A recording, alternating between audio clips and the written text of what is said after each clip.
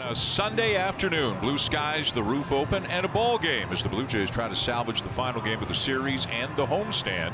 Dan Schulman, Buck Martinez, Arden Zwelling, glad you're with us. The Orioles have taken the first two games of this series by scores of 6-2 and then 6-5 in 10 innings yesterday. And Buck, on a day where, let's be honest, this team could really use a win, you got to like your chances with Kevin Gausman on the mound. Yeah, Kevin Gausman's throwing the ball very well, and yeah, a 5-5 homestand, not exactly what the Blue Jays had hoped for, but they have faced some tough teams in this 10-game homestand.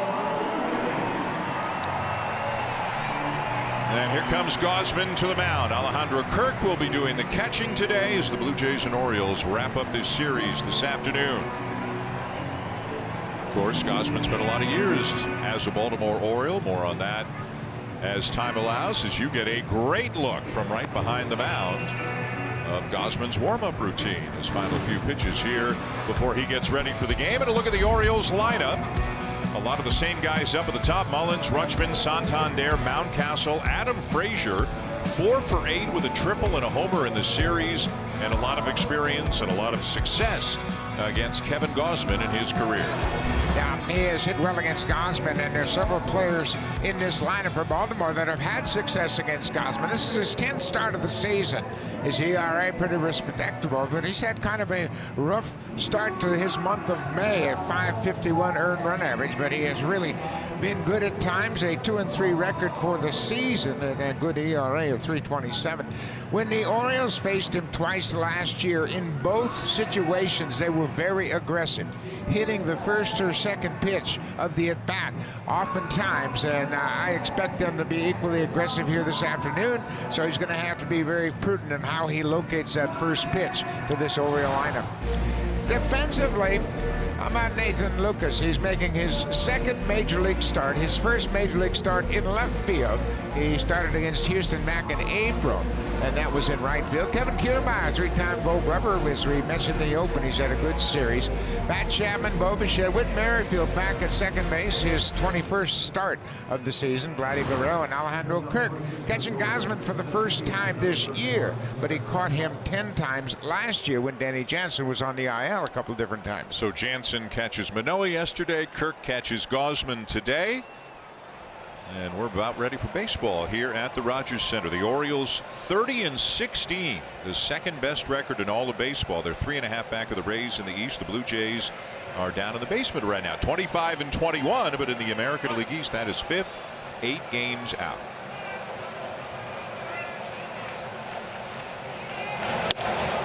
And a first pitch fastball just catches the corner for a strike. Yeah, Kevin Gausman's aware of the plan of attack by the Orioles. Blue Jays are playing Mullins to pull on the infield and slightly to pull in the outfield. Popped him up. Bright sunny day as Bichette backpedals and makes the catch. One down. Boy, Bo did a good job of getting that hand up very quickly to help him shade his eyes from that bright sun. It's a hazy afternoon here at Rogers Center, and he got up there and located the baseball very quickly and kept it out of that bright sun. So a nice start, and out on 2 pitches for Kevin Gausman. Here's Adley Rutschman, who is the DH today, hitting .279. The on-base percentage is over .400 on the season. And a guy who rarely swings at the first pitch. He only swings at the first pitch 6% of the time. That's the lowest rate in baseball.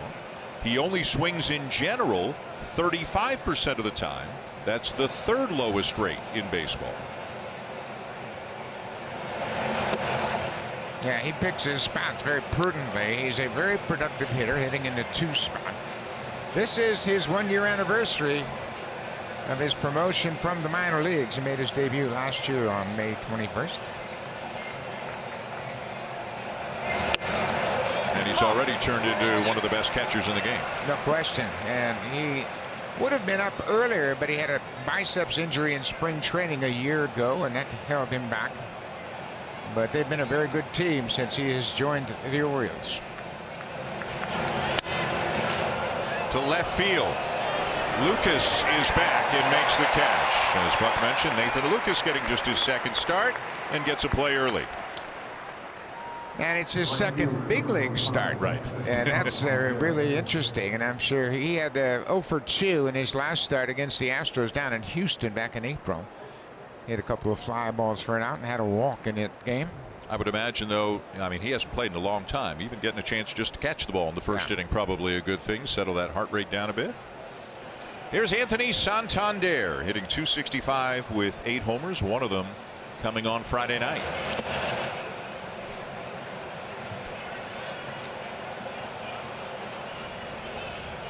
Switch hitter.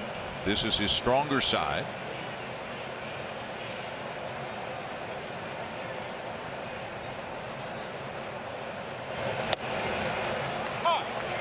One and one.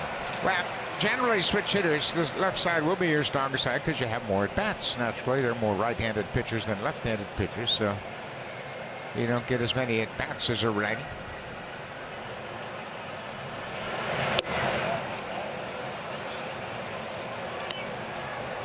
Two and one on Santander.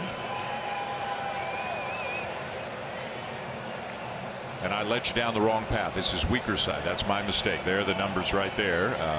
I left where I should have righted. So he's stronger from the right side against lefties.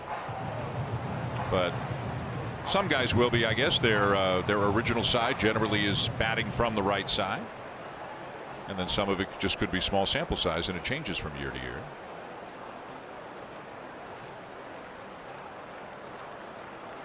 So 2 and 2 now, the count on Santander.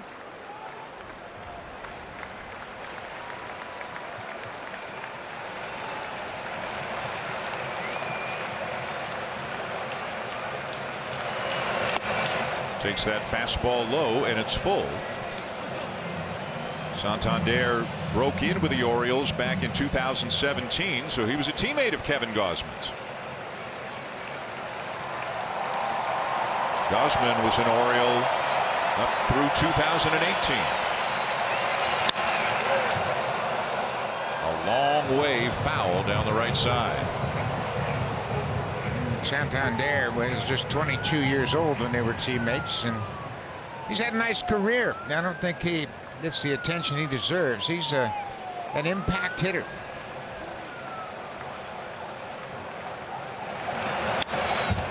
And another fastball fouled off.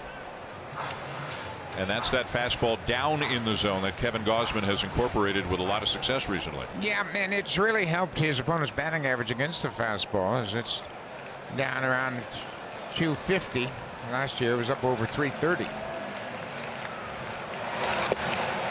You saw the high target there from Kirk, a decoy, but it doesn't matter. The pitch is low, ball 4, and that's a rarity. Kevin Gausman does not walk many guys at all. No, he sure doesn't, and he's been real good lately, not walking hitters, as he's really had great command. And you know, that's one of his strengths, is the fact that he can locate his pitches, whether it's the splitter or the fastball. He rarely walks many guys. He had just 2 walks in the game last time out, while he struck out 10.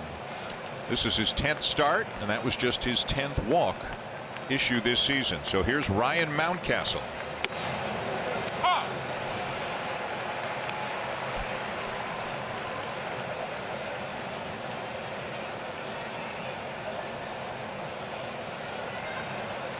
An 0 for 4 day yesterday for Mountcastle. And Mountcastle's kind of the opposite of Rutschman in that he swings just about as often as anybody does in baseball. Pitches in the zone, pitches out of the zone, early in the count, late in the count. There you can see it, and you would think that plays into Gausman's hands, but Mountcastle, in a small sample size, has had some success. Very small, 3 for 5 in his career against Gausman. Yeah, and that June 16th start a year ago, Mountcastle had a 2-run single on the first pitch of his at bat in the 3rd inning, and they knocked Gausman out after 2 1/3.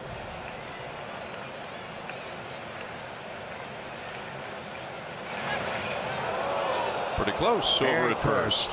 Good quick throw by Gausman, a good tag by Vladdy. Vladdy bounces off and then bounces back, and he gets a tag, but it looked like he missed that left leg as he was swiping for it. So that's a PitchCom thing, right? Vladdy knows it's coming. He's got the PitchCom device, and I think they can call throwovers on On pitch com, you could see Vladdy backpedaling, or it could be a sign that he puts on as well, right? Yeah, either way. Yep. And Gausman just might feel it. Yeah.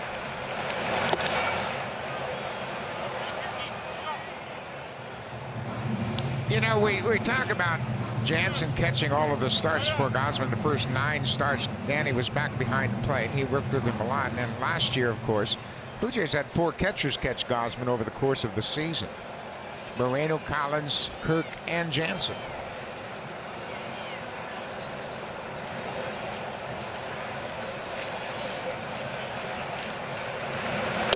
Got it. How about 98 on the fastball to blow it by him and retire the side. A walk, but nothing more in the top of the first.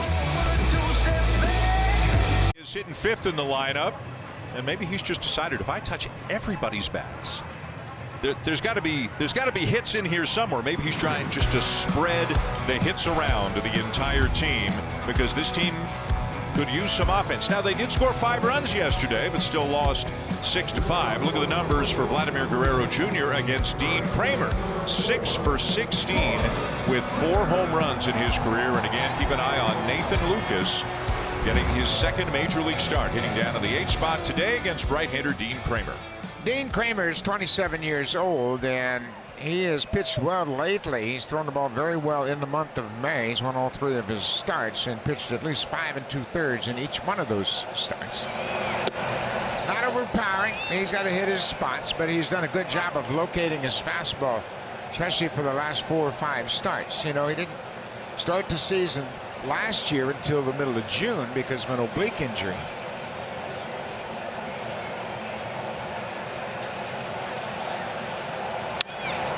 George Springer up the middle and through. As Springer, as you look at the numbers kind of game by game, it's been a good homestand for him. He's hitting over 300. He's hit a couple of homers. He's taken some walks, and there are some very encouraging signs about where George Springer is going. Yeah, this hit is his 12th hit on the homestand. It's a 2-seamer that he goes down and just takes it right back up the middle. Hitting coaches will tell you there's a lot of hits up the middle. And the Blue Jays just need to string some hits together today. Here's Bo Bichette hitting .313 with a club-leading 9 home runs. 2 for 14 in his career against Kramer. Again, a divisional rival, so some of the Blue Jays have seen Kramer a decent number of times.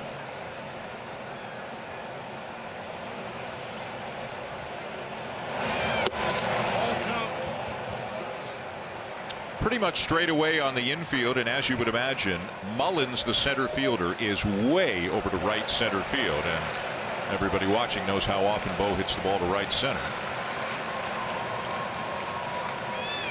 Runner's going. The throw down and safe at second, as Frazier couldn't get the tag on Springer, and after Springer went by the bag, he came back and got it. Yeah, his momentum took him beyond the base at second, and then he grabbed on with his right hand, his 8th stolen base of the season. Springer's only been caught 1 time. McCann's throw tails a bit. Frazier reached for Springer after he recognized he lost contact with second base, and he slides past it, but then reaches back and touches it with his right hand.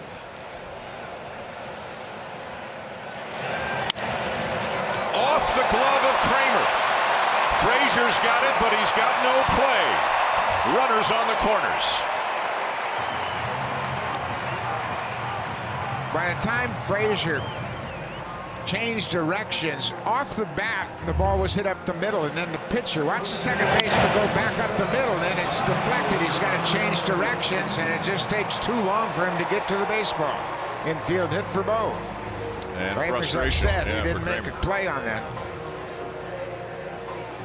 You know, interesting to get back to the stolen base. Another sign that maybe a team's just trying to get things going by. Not that Springer can't run, as you said, that's his 7th of the, or 8th of the season already, but starting him in the very first inning. And they're just trying to ignite this offense any way they can. Well, and you have to be aggressive, and they're starting to score some runs, and Frazier never made contact on the initial swipe, but then Springer was able to get back to the base. So 2 on with nobody out for Vladimir Guerrero Jr. And again, 4 career home runs for Vladdy off Dean Kramer. Well, and this is why you construct your lineup in this fashion. You got speed and power in the leadoff spot. You got the best hitter in the American League as far as hits in the second spot. You got power in the third spot. And the starting pitchers always take a while to get settled in the first inning. So put the pressure on Kramer.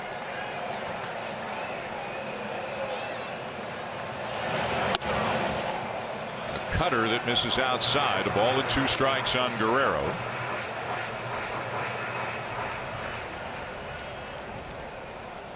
There you can see a number that's been pretty consistent this season. Vladdy's been right at the top of the leaderboard all year long in terms of batting average against fastballs. You know who's second? Kevin Kiermaier. 449. Yeah. Right there with Vladdy.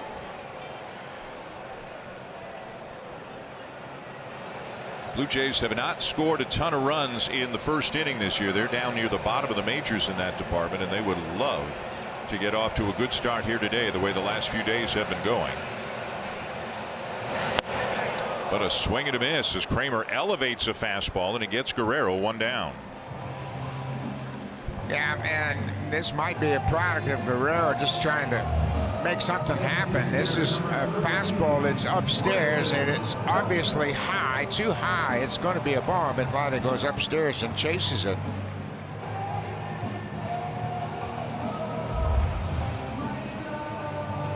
So 1 down, and now Brandon Belt will be the batter. Belt DHing today, hitting .250 on the season. And a guy who somewhat quietly has been on a real hot streak the last couple of weeks, and I think everybody has seen that he's been doing better. But then you look at the numbers and you say, whoa, last 14 games he's hitting .395, and his on base percentage is over .500 because he's been walking a ton.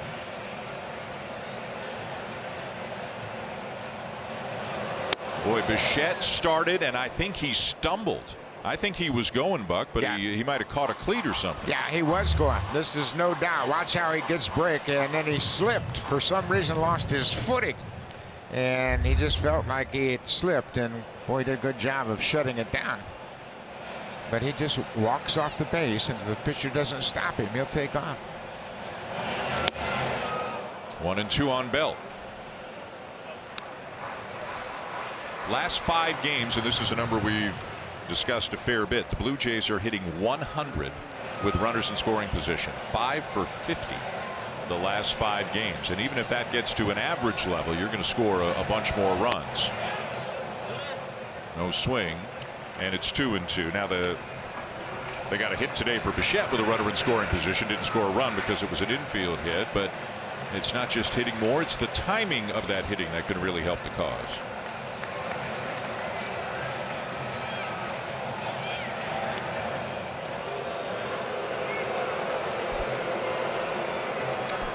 Dean Kramer, we mentioned he's had 3 real good starts in May. He's 3-0 in May with a .204 earned run average, and he's using his fastball very effectively. You saw the results against Guerrero. Again, going upstairs, trying to get Belt to chase. Brandon Belt's always been a very good low ball hitter, and he can handle that low ball. And remember, early in the season, they were throwing him a lot of breaking balls down and in, and he was swinging over the top of it, but now he's covered up that hole.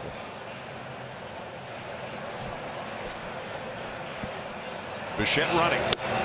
Swing and a miss by Belt. They throw through and get Bichette, and the inning is over. So they start first and third with nobody out and cannot cash in against Kramer and the Orioles. One more look going to break. It started off in a very promising fashion, but Kramer with a couple of big strikeouts and a throw out of Bichette on the other end. Back to Rogers Center, where the Toronto Blue Jays are amidst an 11-game stretch playing AL East opponents. And I probably don't have to tell you that it's not going particularly well. The Blue Jays dropped 3 of 4 to the Yankees. These first 2 against the Orioles. They've now lost 9 of their last 10 against the AL East and are 5-11 on the season. That is by far the worst intra-division record in the AL East this year, and quite a turnaround for the Blue Jays, who had one of the best intra-division records records. Last year, the best this franchise has had since 2006. Remember, this is a more balanced schedule this year, so the Blue Jays are going to play these AL East division opponents less frequently, and Dan, they're going to have fewer opportunities to do direct damage to those clubs they're battling for postseason position with. Absolutely, Arden. They don't see the Yankees again until the second last week of the season. After Thursday, they don't see the Rays again until the second last week of the season. And they're 2-1 against Tampa. That's good. See how they do in the 4 games down to the Trop starting tomorrow. But this has not been a good stretch for them against teams within their own division. And not all of them can make the postseason. Got to climb over at least one, maybe more of them to make the postseason. Frazier hits a ball hard down the right field line, but he's just out in front a little bit. A guy who, as we told you off the top, has had a lot of success against Kevin Gausman. Yeah, and he's hit well on this ballpark. A .313 average, 10 hits in 32 at bats. He's got a home run and 4 ribbies. Hitting here at Rogers Center.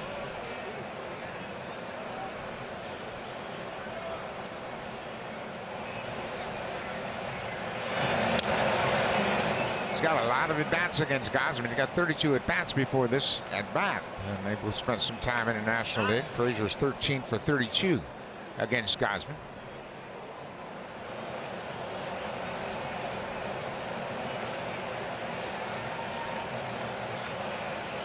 Two. Up and away, a full count. Austin Hayes, the left fielder, waiting in the on-deck circle. The Orioles are off to New York after this for 3 games at Yankee Stadium. Yeah, they have Monday off, and then they'll play Tuesday, Wednesday, and Thursday. They're going to see Derek Cole on Tuesday, and then Nestor Cortez and Clark Schmidt, 3 starters for the Yankees. It's popped up, and it's Bichette who makes the catch. He and Chapman were side by side, and then the shortstop took over. 1 down.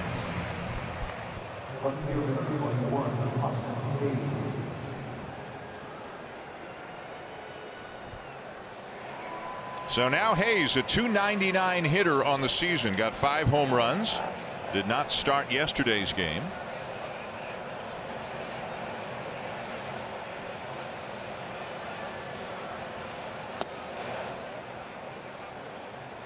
And as you sometimes see, a first pitch slider to a right-handed batter from Kevin Gausman, just giving him a different look, trying to steal a strike early in the count.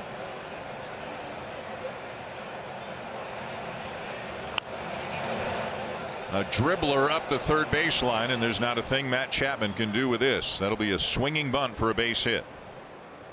Yeah, Chapman plays deep, and there was no chance for that ball to roll foul, so he just conceded the infield hit, picked it up and flipped it to Gausman. It's another good splitter. You see he hit it right off the end of the bat, just rolled it up the third baseline, and see Chapman, he had no play on it. Look how deep he is, almost at the edge of the dirt on the backside of the infield.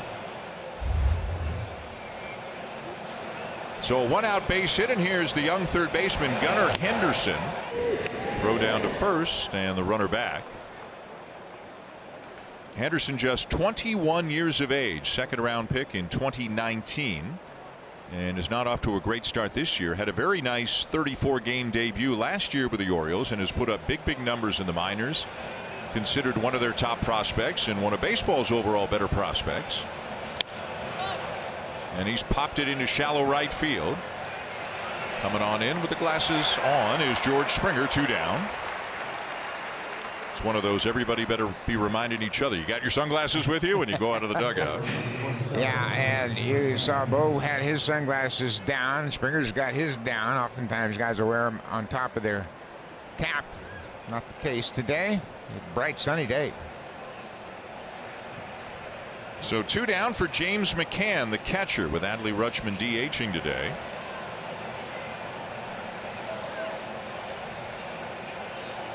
McCann coming over from the Mets in the offseason.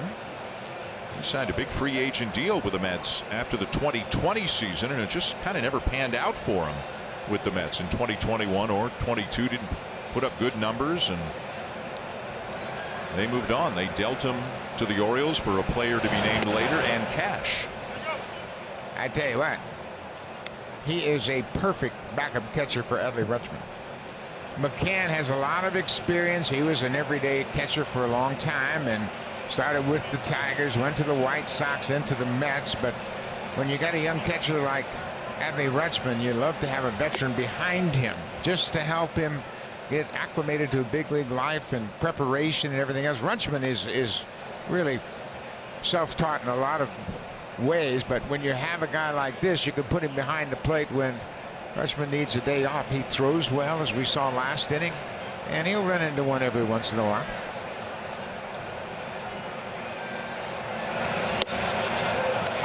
Count now 3-1.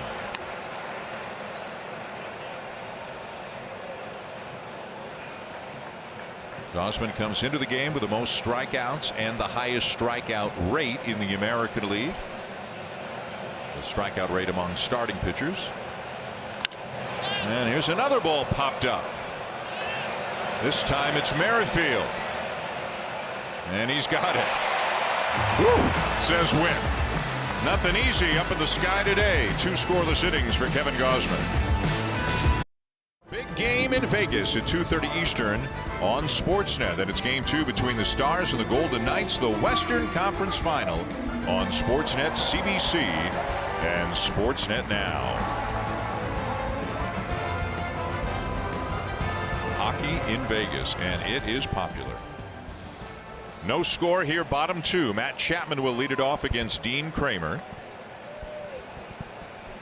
Chapman at an even .300 right now with 5 home runs. In yesterday's game, he hit his major league leading 19th double of the season.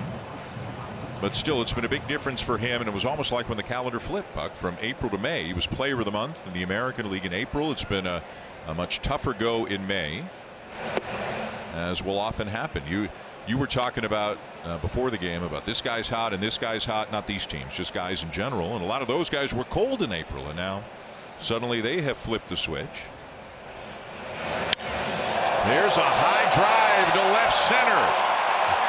And this is a good sign. A long home run for Matt Chapman to put the Blue Jays on top early. For Chapman, that is a good sign. He doubled off the top of the fence yesterday, as Dan mentioned, and this home run is his first home run since April 18th at Houston. Over a month since he's gone deep, but that's a good sign. He had a good at bat yesterday, and he got off to a great start here this afternoon to give Kevin Gausman and the Jays a 1-0 lead.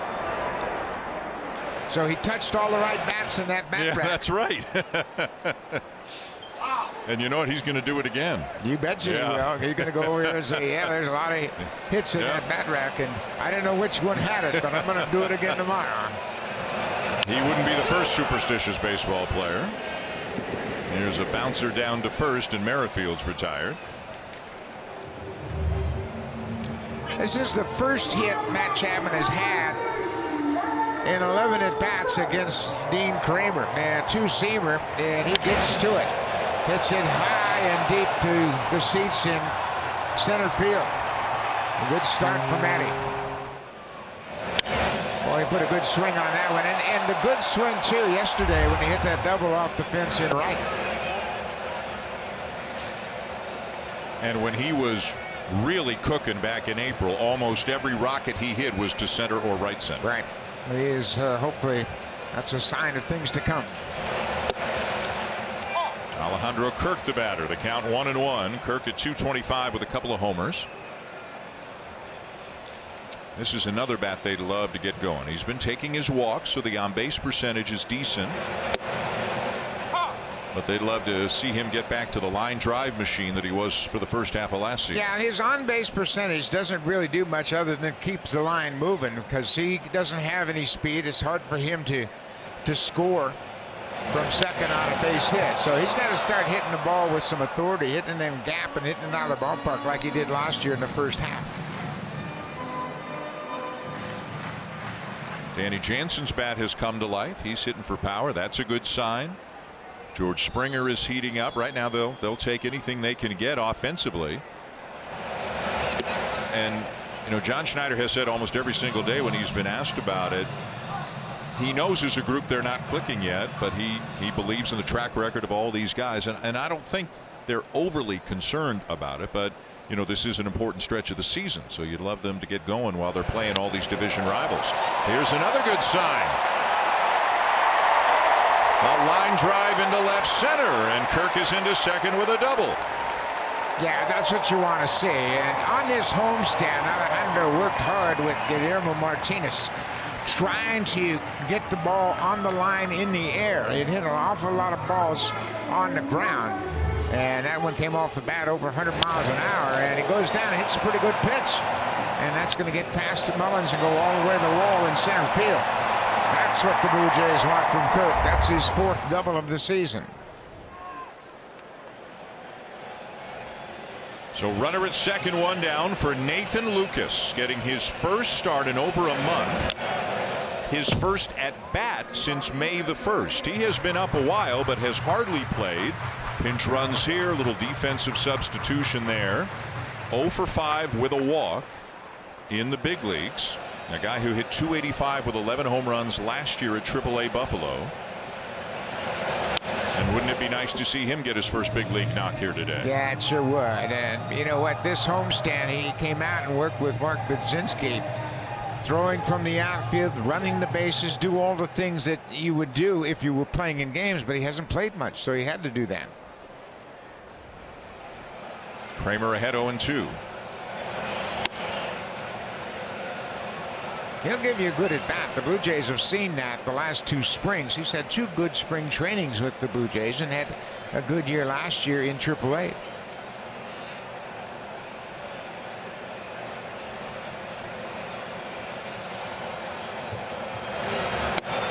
Takes up and away, 2-2, and he's not a kid. He's going to turn 29 in a couple of months. He's been at this for a while.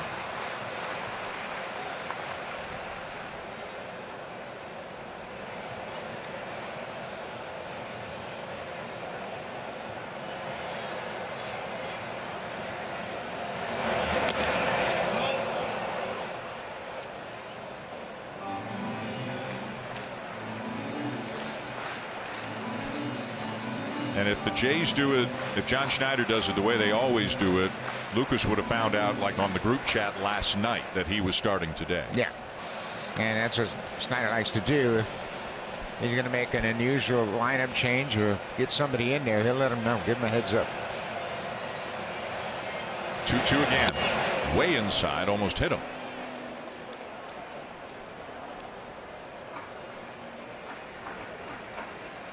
Kevin Kiermaier in the on-deck circle. The early lead on the Chapman home run, and Kirk out at second with 1 down.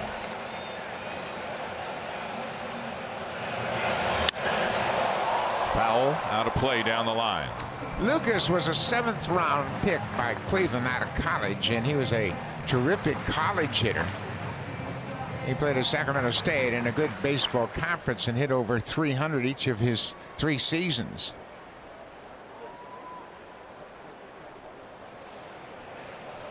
(3-2). And he stays alive, having a good at bat.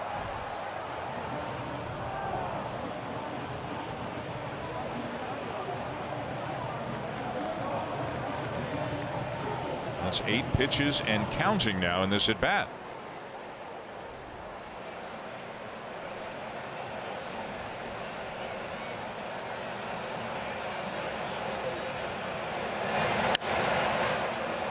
Another one in the air down the third base line, and this one will get out of play. Yeah, and Nate, he's got the ability to put the bat on the ball, and he's just one of those guys that he's got a good swing. He's never really had an opportunity to play much in the big leagues, but he's hitting the minor leagues. He had a good minor league average, 8 seasons at .277. Doesn't have a whole lot of power.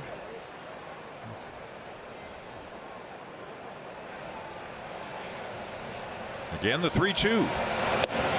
And he'll take a walk, and he earned that one. Nice job by Nathan Lucas.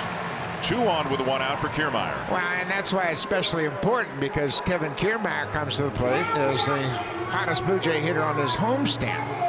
And Lucas did a good job of working Kramer for the walk. And this may be just a breather here for Kramer. He has had to throw a lot of pitches already here in the bottom of the second. And worth mentioning early, both teams appear to have short bullpens today. An extra inning game yesterday. There are a bunch of relievers on both sides who pitched Friday and Saturday. So both teams want to get as much as they can out of their starter. And you would think that favors the Blue Jays, given that Gausman typically goes deeper into a game than Kramer does. Brandon Hyde has a fresh arm in his bullpen today as Michael Gibbons has been activated. He has not pitched this season. He injured a knee in spring training, so he is available down in their bullpen today. So that gives him a fresh arm and a good one. So here's Kiermaier, 322 on the season, 396 in May.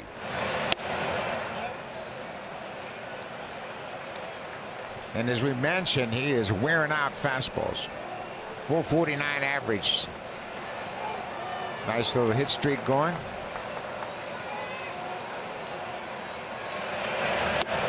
Good changeup. That's why they're going to throw him a lot of off-speed pitches. You saw Kiermaier's numbers in 6 games. He's hit 500, and there's that changeup from Kramer. But remember, he was sick and missed several games. Another change. Well, this is the problem. You start doing a great job and you start hitting a specific pitch well, and the other teams take notice of that. And they take a little longer setting up a game plan for you.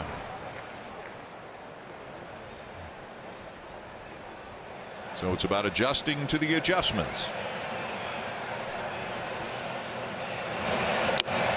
And he strikes him out with a fastball up and away, 2 down. Again, Kramer's done a good job of elevating that fastball early in this game. He struck out Vladdy Guerrero with a high fastball, and it's a 2-seamer. And look at the run. Runs away from Kiermaier, and it's up borderline strike upstairs, but he chases it. So now Springer with 2 on and 2 out. George had a base hit up the middle in his first at bat.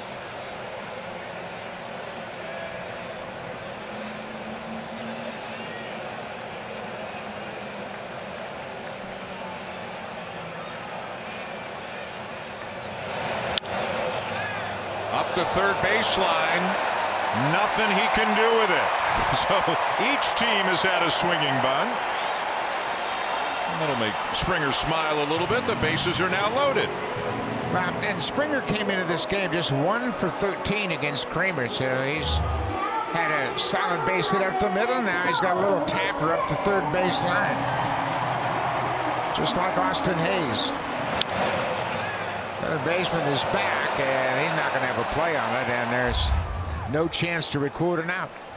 So the funny thing is they've had 2 hits with a runner in scoring position already today, but they've both been infield hits, so neither one has driven in a run. They're looking for something loud here from Bo Bichette. He had one of those infield hits. That was back in the first. It moved Springer to third.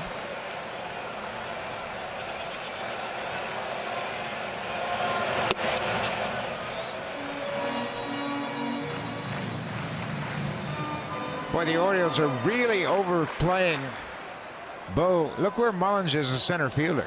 I mean, that's as dramatic as we have seen any center fielder. Popped up to shallow right. And in is Santander to make the catch. The Blue Jays get 1 on the Chapman home run, but then they leave the bases loaded. But before the game, Matt Chapman trying to wake up the bats. And his own was the first one to respond. Home run number 6 on the season for Chapman, and it's 1-0. Today is your last chance. The draw will close at 10 o'clock Eastern time tonight. Let's get this baby over $1 million. What do you say? Just a few hours away from the 50-50 grand prize draw. It's going to make my day to make somebody's day tomorrow. I've been lucky enough to have been asked to call the winner tomorrow. So looking forward to doing that. Let's make sure it's $1 million plus. Yeah, I think that's a slam dunk. It's 9:31 now, and we got a lot of time left. So I can't call any family or friends tomorrow, though, because they'll see my number and then. No, you don't want to call anybody. Joey Ortiz sends one to deep left center. It's over the head of Lucas and off the wall on a bounce. And Ortiz, the shortstop today for the Orioles, races into second with a double. That's his first extra base hit. And he jumped all over it. He came into the game as a pinch hitter yesterday in the 6th inning and hit one to the wall in right field. And that's a pretty good pitch. That fastball down, and he goes down and ropes it on the line, and it goes all the way to the wall in left center. That's their number 9 hitter. So now it's the leadoff man, Cedric Mullins, who popped up in his first at bat. Chapman sneaking in at third as Mullins looks at a strike of the knees. Mullins has 35 RBIs, hitting in the leadoff spot. He's been a clutch performer for them. They have 5 guys with 22 or more ribbies in their lineup, and the Orioles in this series about league average 250 with runners in scoring position, but they've got a solid lineup for sure. Well, here's how he's doing well. He is crushing it with runners in scoring position, and he's got another base hit with a runner in scoring position. Ortiz will be held, though. Lucas got to it quickly. But that makes Mullins now 17 for 38 on the season with the runners in scoring position. Yeah, what a beautiful swing that was as well, and he took what Gausman gave him. They're playing him up the middle, and you can see that split runs down and away, and he just strokes it through the 5-6 hole left side of the infield. Not doing too much with it, just stays on it, and he's rewarded with a base hit. With nobody out, they don't take a chance to stop the runner Ortiz at third base. So first and third, nobody out for Adley Rutschman, who hit a fly ball to left field in his first at bat.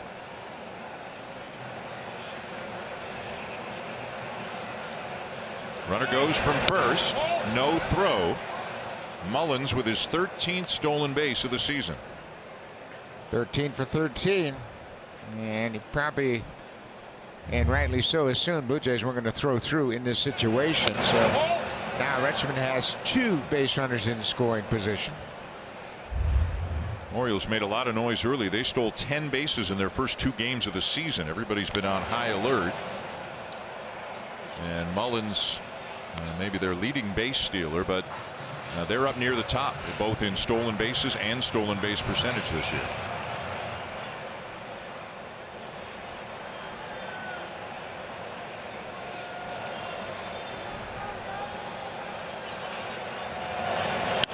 Now to play, 1-2. Yeah, this is another reason why you don't take a chance to score that runner from second on the base hit by Mullins, is because of where you are in the lineup. Ortiz, the number 9 hitter. Then you got Mullins leading off, and Rutschman, the switch hitter, coming up third in the inning. So you just don't gamble. Infield back except for Guerrero, who's even with a bag at first. Wow. That's the emergency hack right there at 98, up and away just to stay alive. Yeah, and it does exactly what it's supposed to. Just spoil a pitcher's pitch, and watch this swing. Just deflecting it. He wasn't going to hit it hard, but he didn't want to take it.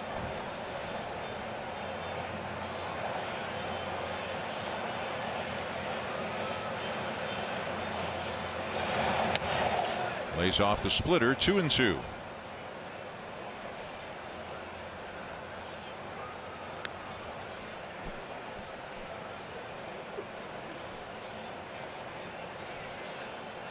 Gausman gave up a 2-out walk in the first, a 1-out infield hit in the second, and now a double and a single here to start the third. The Orioles threatening. And a ground ball to the right side, diving stop by Merrifield, and scooped by Vladdy at the other end. A run comes in to score, but what a play on both ends on the infield.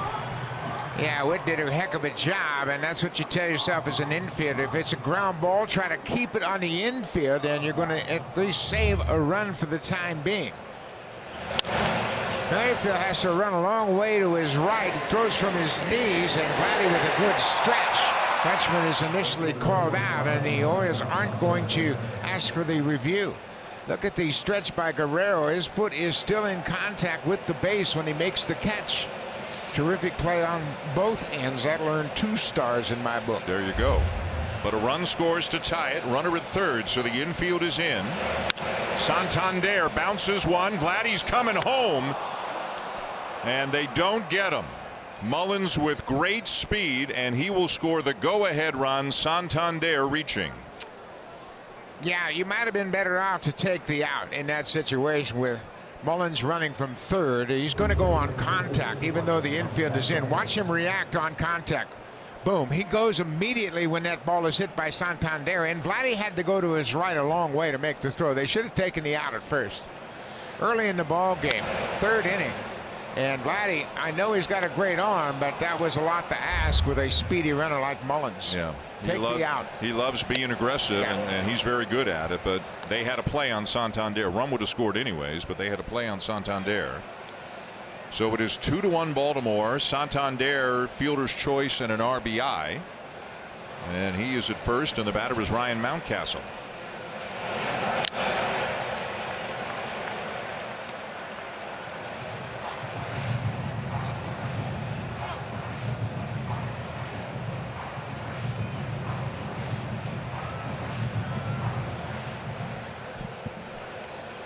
Timeout taken by Mountcastle with a count 0-2.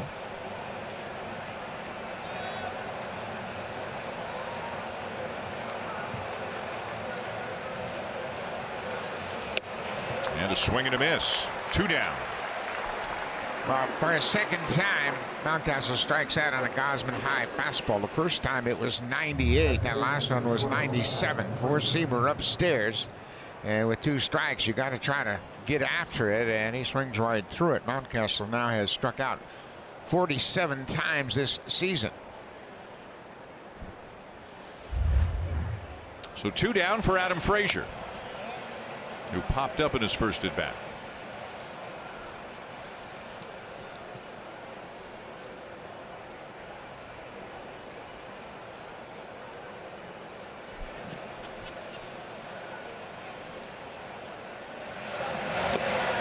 Two and 0.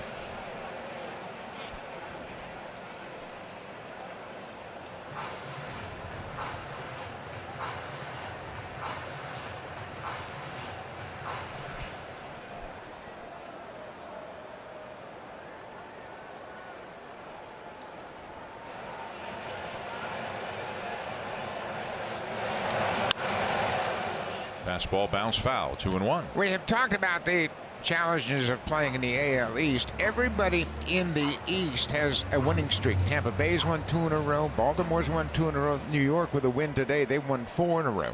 And Boston's won 4 in a row, while the Blue Jays have lost 3 in a row. So everybody is trending upward except the Blue Jays, and they got to turn it around today. Another play for Merrifield, and that'll retire the Orioles, but they do get a couple of runs and lead 2-1 going to the bottom of the 3rd.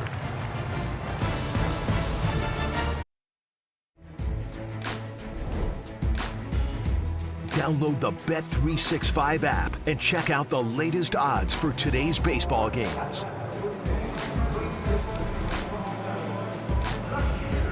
Sunday afternoon, Junior Jays Day. I like it. A future slugger, perhaps. Getting his hacks in. Maybe a future Vladdy.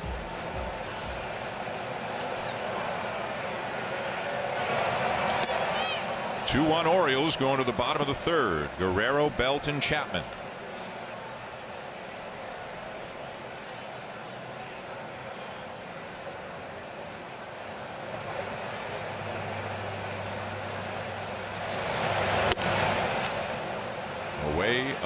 Away. You guys aren't playing video games, are you? Now they're looking for some tips. Yeah. Judge Springer, he's got a couple of hits today. Merrifield hit a little tapper up the first baseline. If you played in this era, would you want to look at your at-bats? Oh, gosh, no. Really? Like all self-deprecation aside, no, I get it, but no, you wouldn't? Go up there. No? I mean, see how overmatched I was. I tell you, when Charlie Lau brought out the first videotape recorder back in the 70s, he wouldn't let the hitters look at the video. He only used it as his own teaching tool. He would record us hitting, but we couldn't look at the video. He said, you guys will think too much. So he just used it as his teaching tool. Glad you thought it was ball 4, but it's a full count. And that, what years are we talking about? 74, 75. That's when the first time I saw a videotape on a field. Guerrero strikes out for the second time. Again, Kramer using that high fastball. He's used it effectively, and I think he's throwing a little bit harder than we have seen him in the past. He's been up to 95.5 so far. And he goes right upstairs again, attacks Vladdy in the same area as he got him the first time.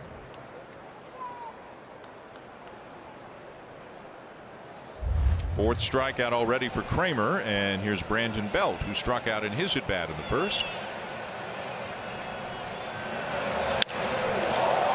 In the air to right center. He's hit it pretty well, and it's off the wall. And Belt into second. That's his third double on the homestand, and his 10th of the season. And he just missed it and out of the ballpark. Another changeup, and he stays back this time. This is the first time he has faced Dean Kramer, and he struck out in the first inning against Kramer on a fastball, and Santander just missed that. Santander missed the ball. He timed his jump perfectly, but he just missed it. Looked like he was in a spot to make a catch. So now Matt Chapman, who homered his first time up.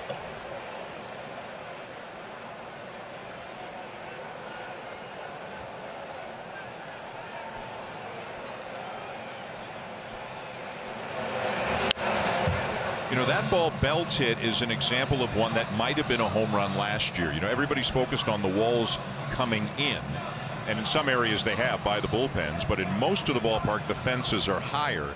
That's 385 feet according to StatCast, and the wall was, I don't know, 3 feet lower. Yeah, it was 10 feet last high year. So last year, yeah, that ball might have gone last year. Yeah. So this ballpark will add some home runs in certain ways, but it'll take away home runs in other ways. Yeah, that's a great point. I don't think it's added as many as we expected, and it's taken away a few more. And the Aaron Judge home run the other day hit on the padding in the same area, and it was initially called a home run, and then it was ruled a double. No doubt about Chapman's home run today. Belt is heading for third on the ball hit to his right. And he will be easily tagged out at third base. Yeah, that's a mistake, and he knows that. And you have to let that ball go through, and he broke on contact. And easy mark for Joey Ortiz. Ortiz is a terrific defender, and he makes a good throw to Henderson. And yeah, I don't know, there's just no reason to break on this ball. And I'm sure as soon as he started, he knew he'd made a mistake. So the Blue Jays lose a runner in scoring position. So Chapman aboard on a fielder's choice, 2 down, and now here's Whit Merrifield, who grounded out in his first at bat.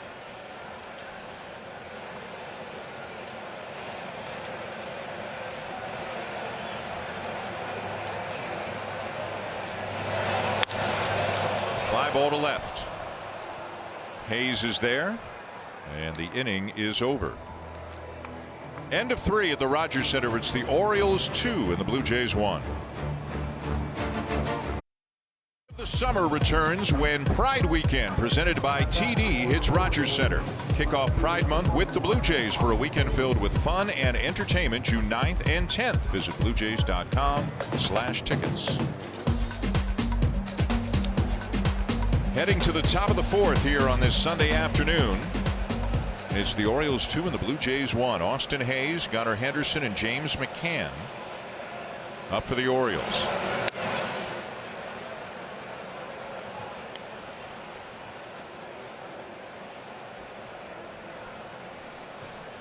Hayes with an infield hit up the third baseline. His first time up.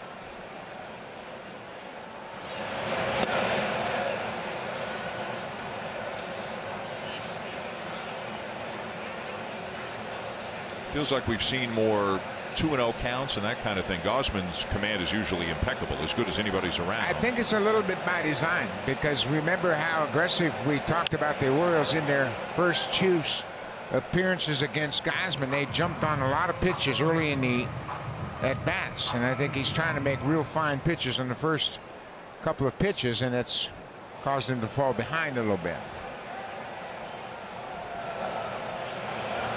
He usually has an excellent feel very early for what the other team's game plan is for him. You know, he's not a Chris Bassett, I've got 7 pitches guy, right? So he's, I mean, he's really got to be precise in terms of execution and the game plan, the whole thing. And he can tell better than anybody kind of what the other team, what their game plan is by what they're swinging at and what they're taking.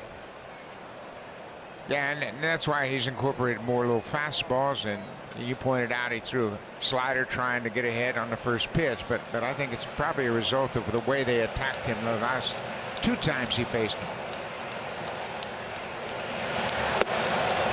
And just low. Ball 4, the second walk given up today.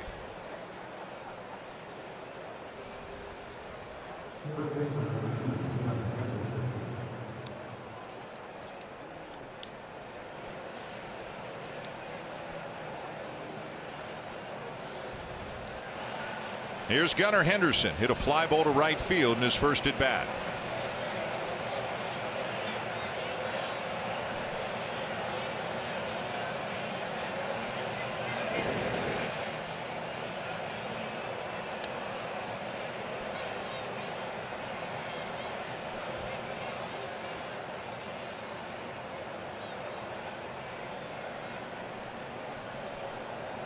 Hayes the lead, being held on by Guerrero. A little bit inside for ball 1.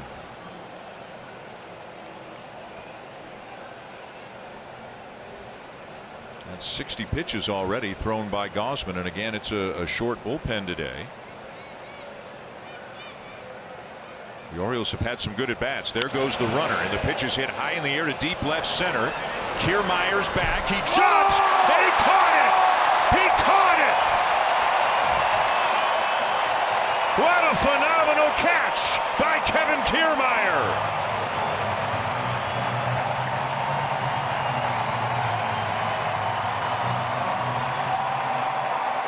Boy, oh boy, he timed that perfectly.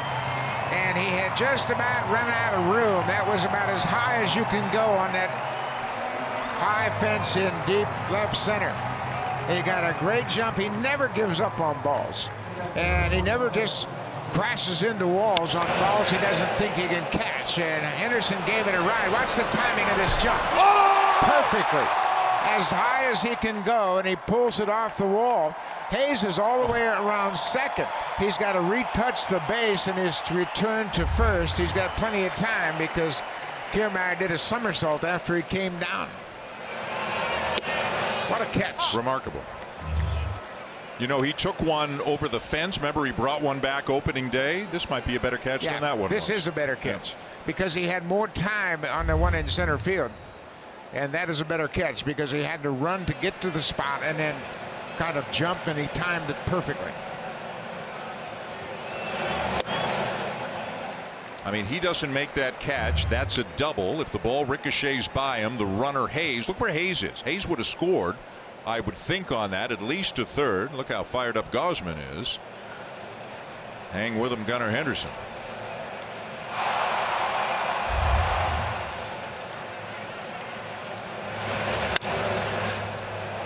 Diving stop Bichette, flip to second, one on to first, double play. A pretty good defensive highlight reel here this half inning, Buck. We got all kinds of red stars this inning. First one for Kevin Kiermaier, and then how about one for Bo Bichette as well. Gausman waits for Kiermaier. He appreciates the great D behind him, and then how about a little more D? Bo flips to Merriweather flat on his belly, and Witt does the rest. Terrific. Chris Bassett kind of dusted him off after this effort. I mean, getting as high as he could get and making an extraordinary catch. And when you look at his StatCast percentile rankings, 90th percent in sprint speed, 95th outs above average, 96th in the kind of jump that he gets, and as we saw on Friday, 96th in arm strength as well. He still appears to be as good as he's ever been, Buck, defensively. Yeah. And he's probably even better because of his knowledge of the hitters and the knowledge of the ballparks. He knows all the ballparks very well in the American League, and boy, he timed that beautifully. I mean, that was a terrific play, and look at the pitchers coming over and say, can you do that for me? I'm happy you're on my He'll team. do it for everybody. And how about Bo's double play, too? Yep. 6-4-3 double play to end the inning. So a leadoff walk, and Gausman doesn't walk many, but Bo stretched out and took the grounder off the bat of James McCann, and Whit Merrifield with a terrific pivot, knowing the catcher was running. Yep. Good defense. Line drive to center field, but on comes Mullins, and Kirk is retired.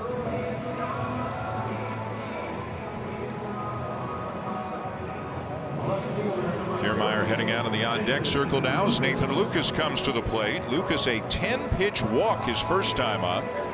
So now 0 for 5 with a couple of walks as a big leaguer.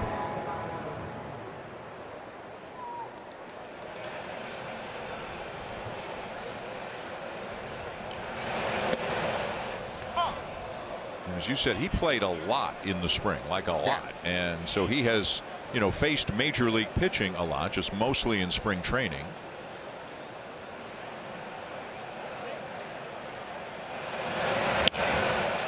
He got jammed. It is going to drop. And there is the first major league hit for Nathan Lucas. That's terrific. And they're going to call for the baseball. You can see the pitcher catcher, they're going to call for the baseball. Then the Orioles know it's a milestone ball, so they throw it back over to the Blue Jays bat boy, and Nathan Lucas has a big league hit. Congratulations, Nathan. And he can run a little bit. Stole 20 bases last year at AAA. Who was your first major league hit off of? Blue Moon Odom. Blue Moon Odom. Yep. Blue Moon Odom, the Oakland A's. Long time ago. We've got a little authentication going on. That's cool. Yeah.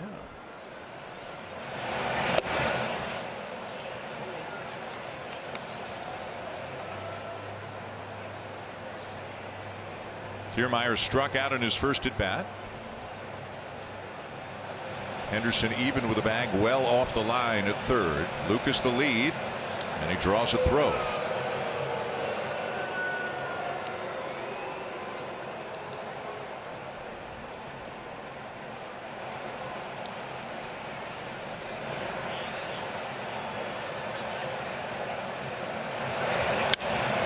To right center field, and that's going to get down. Lucas will make the turn and come to third.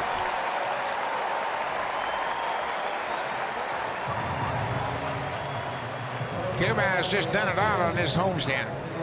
There's 1 for 2. He waits back on a changeup, and good movement. You see how he stayed through that baseball. He extended, stays down on it, and drives it into the outfield for a base hit.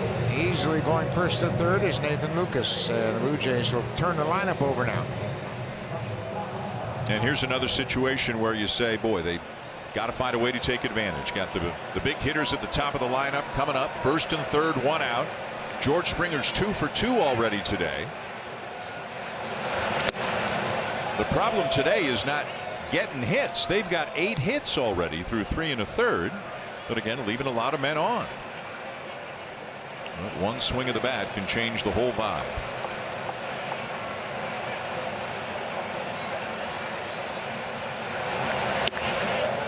(0-2) on Springer. Now Kramer used that fastball early in the ball game and used it upstairs very effectively, and then he got beat by a Kiermaier base hit on a changeup. Sharply hit right to short, and the Orioles will turn the double play. So the Blue Jays can't score. It is still 2-1 Baltimore. Presented by Schneider's continues to be one of the most popular nights of the ballpark. Over 60,000 sold last Tuesday. Join us for the next one, Tuesday, May the 30th. Milwaukee will be in town. Visit BlueJays.com/tickets. Always a big night, always a big hit with the fans, and make sure you check it out. And Milwaukee, Rowdy Tellez has gone deep today. He'll be back at Rogers Center. 2-1 Orioles, top of the 5th. Joey Ortiz, the batter. The number 9 hitter. He got things started in the 3rd with a double, and that's the inning in which the Orioles scored both of their runs.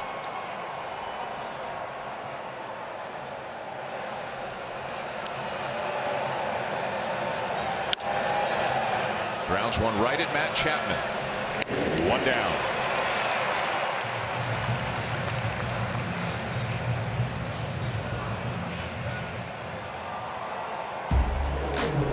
Take on any project with Home Hardware, proud partner of the Toronto Blue Jays. Here's how. Glad you're with us on this Sunday afternoon. Last game of the homestand. The Blue Jays heading on the road. They will fly down to Florida tonight. Have a 4-gamer with the Rays beginning tomorrow night. And then 3 at Target Field in Minnesota. Minnesota's really pitching well. Sonny Gray has had a bounce back season. The young Joe Ryan's pitching very well. They're not hitting much, but boy, they're getting great pitching. They are the first place team in the Central. So 2 facts about them. They're the first place team in the Central. They've got the exact same record as the Blue Jays, who are in 5th in the East. 25 and 21. That's life in the East, and they can't do anything about it. You just got to win some games, especially against your division rivals. Blue Jays have only won 1 of the last 10 games against the American League East teams. 5 and 11 overall within the division, which means the Blue Jays are 20 and 10 outside of their own division. So they're getting it done against some of the other teams, but got to do a better job within the East.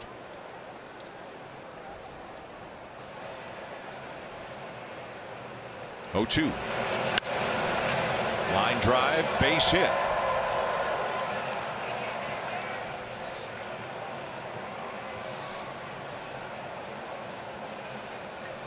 Blue Jays started off the year pretty well against these. Took 2 out of 3 from the Yankees, took 2 out of 3 from the Rays, but since then it's been a struggle. Yeah, and they stopped the Rays' 13-game win streak to start the season when they beat them here at Rogers Center. But since then they got swept in Boston.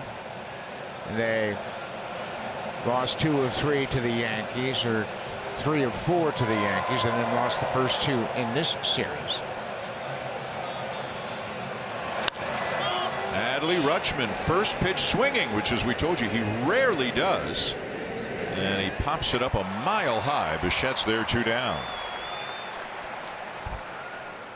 Now, Gausman, he needs another quick inning. Last inning was a very quick inning because of the great defense, and he needs another one right here. His pitch count is up to 71 now.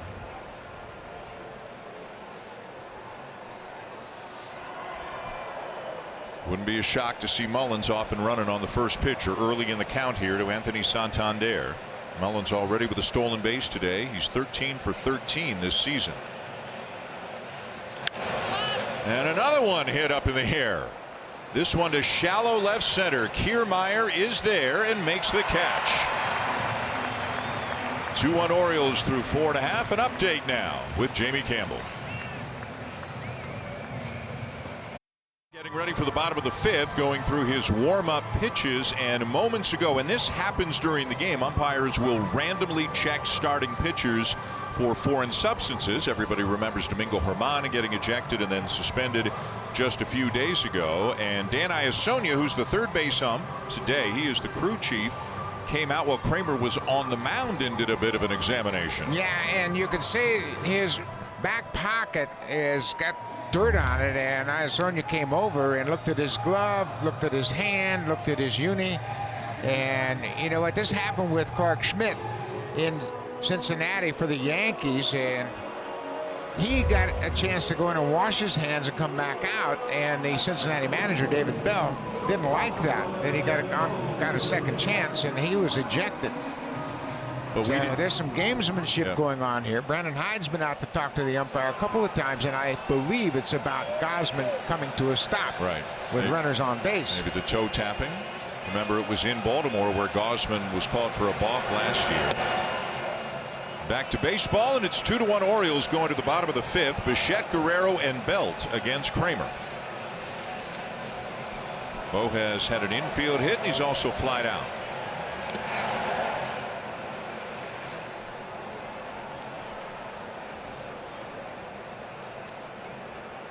You know, maybe it's a good thing they don't play each other 19 times this year.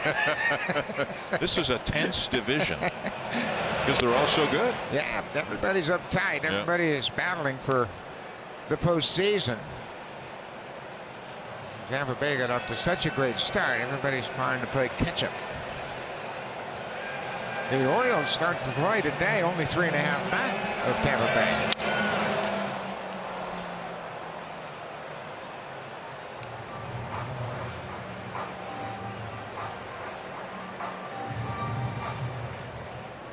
Baltimore has played Tampa Bay in one series, and they took 2 out of 3 from the Rays. Good pitch, well located as he strikes out Bichette. Well, we told you Kramer was throwing the ball very well right now as he came into this game. This is his 4th start in the month of May, and he's 3-0. And this is a great cutter. He gets just enough movement to take it off the barrel of the bat and strike out Bo Bichette.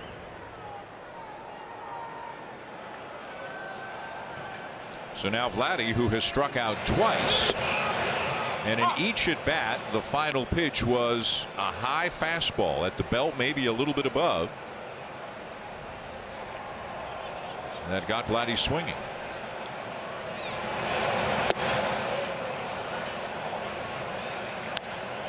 And Guerrero wants a timeout.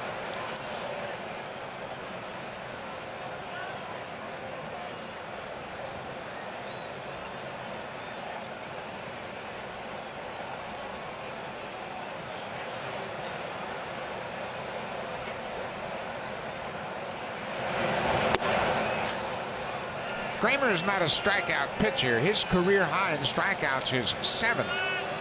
The highest total of strikeouts this season has been 6 for Kramer, and today he's got 5 through 4 1/3.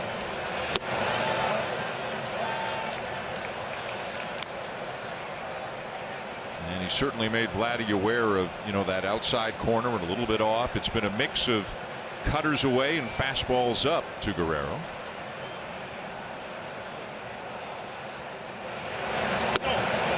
Fastball away, and it's a full count.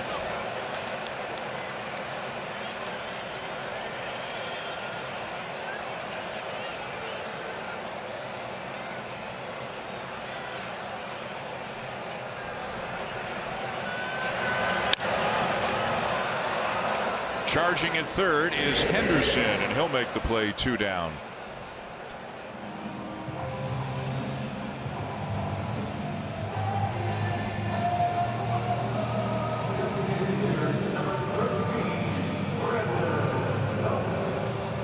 One of the games that some of the Oriole broadcasters and people around the team play is when all the prospects are in the majors, who plays where, because they've got so many kids coming.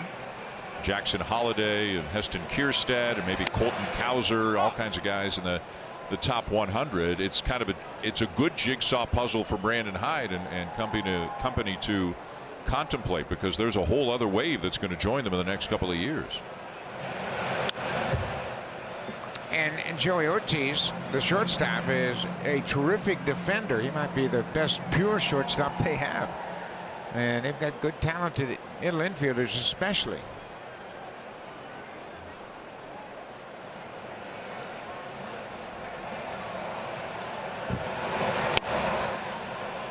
Brandon Belt has struck out and doubled today.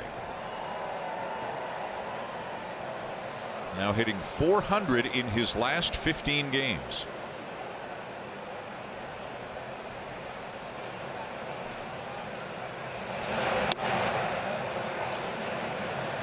He is a very patient man at the plate, and he's up among the leaders in pitches per plate appearance, a lot of deep counts.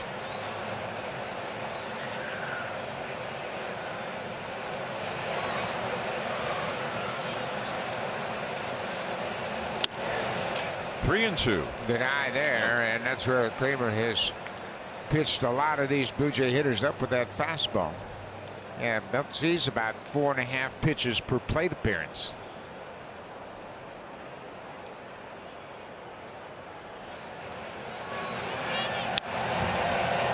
And right back to the same spot upstairs. That's clearly the game plan, is high fastballs. Kramer's had success with that with a number of Blue Jay hitters.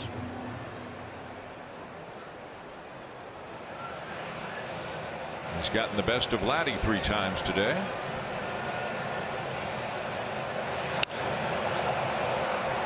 A little bit lower than he wanted that one.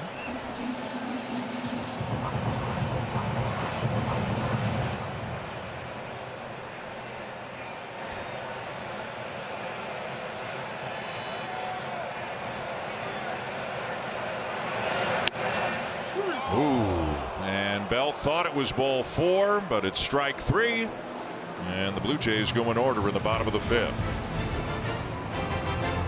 Now getting ready for the top of the 6th, and remember we showed you video of Dean Kramer getting checked by the umpire. They checked his glove, and now Brandon Hyde has come out and he's talking to the home plate umpire Gabe Morales. Here comes Dan Iassogna, the crew chief, and it looks like Hyde asked Iassogna to go out and check Gausman. Yeah, Brandon Hyde said, I want Gausman checked, and so he's going to go out and go through all of this. That's Iassogna, the crew chief. Dan's umpiring at third, but they've gone back and forth now. We told you, everything is competitive in the AL East. 6th inning, 2-1 Baltimore. And Ryan Mountcastle is going to lead it off for the Orioles. Be followed by Adam Frazier and Austin Hayes. 2 runs, 4 hits for the Orioles, 1 run on 8 hits for the Blue Jays. Baltimore's left 4. The Blue Jays have left 6.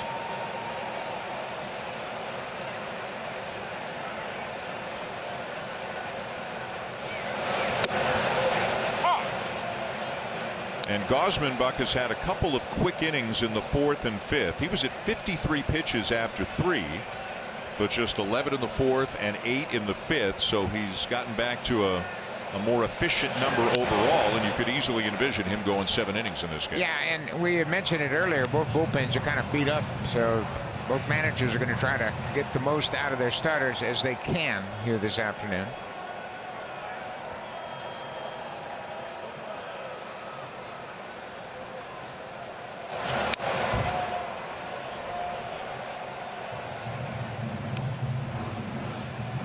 Mountcastle has struck out twice. The only 2 strikeouts that Gausman has this afternoon, and he's used his best fastball to strike him out. 98 and 97 in the 1st inning and 3rd inning, respectively.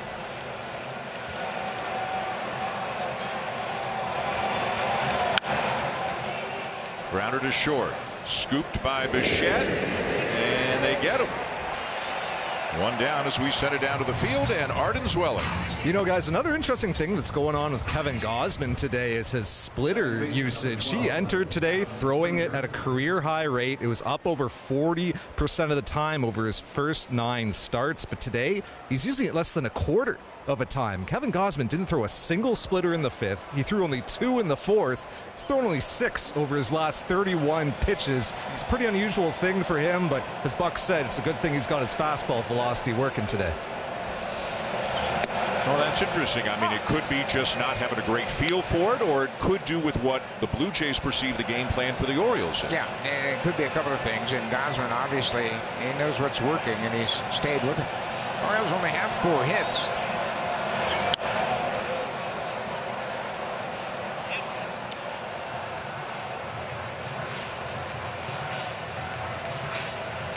Actually, they have 1 little squibber off the bat of Austin Hayes. Ortiz hit a double to the gap in left field, and Cedric Mullins has 2 singles. And there's their 5th hit of the day as Frazier bangs one through the left side for a base hit.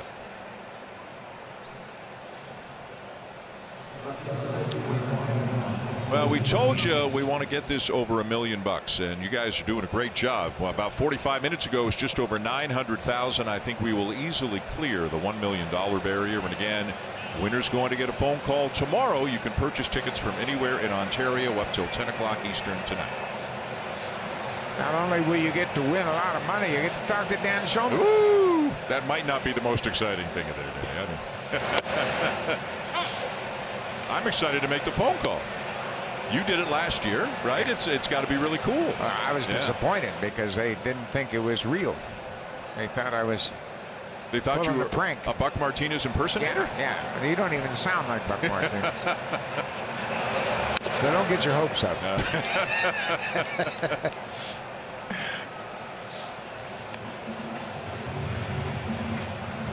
0-2 on Austin Hayes.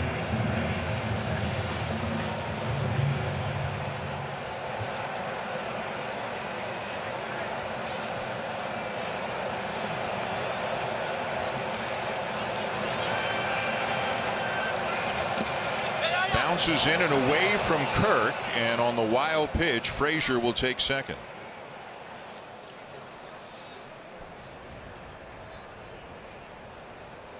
Yeah, it's tough 90 feet that they give away here, and you can see Kirk never really got in front of it. He kind of played it off his glove, and it kicked off the heel of his catcher's mitt. Watch how it kicks off the heel of his catcher's mitt and goes far enough away to allow Frazier to advance.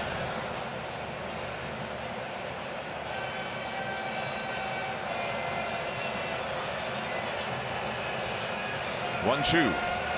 Wow, a pitch a foot inside, and Hayes not happy as he swung over the top of it. Gausman will make you take some funny swings. Yeah, they picked a good time to come up with his second or third strikeout, and you can see the movement on that pitch. It was over the inside corner and then just eats up Austin Hayes.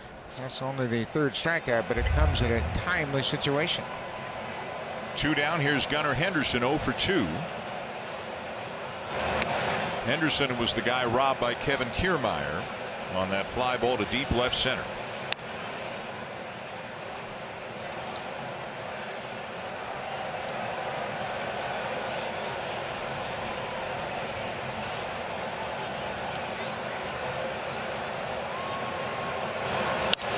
And a bouncer to first, backhanded by Guerrero, and a nice toss to Gausman to get him. On to the bottom of the 6th. The Blue Jays down 2-1. Our program returns on Sunday, June the 11th. Inflatables, artists, performances, and more. Activities start at 10:30 and run right up until first pitch. Visit BlueJays.com/tickets to get yours. Well, Matt Chapman's going to lead things off for the Blue Jays, and he's responsible for the only run the Jays have put on the board today. And the StatCast is brought to you by Google Cloud. We're going to show you this home run. His first at bat, it's a high two-seamer all the way into the seats in center, 420 feet away. You see the major league average is 400. That's the first home run that Chapman has hit in over a month. His last home run prior to this one this afternoon came on April 18th against the Astros. He'll lead off the bottom of the 6th.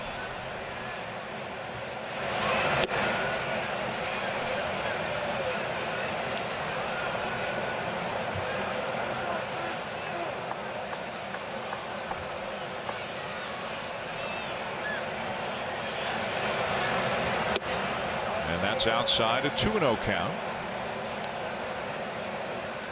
And it looks like they're just starting to stir out in the Orioles pen. Left-hander Cionel Perez is up.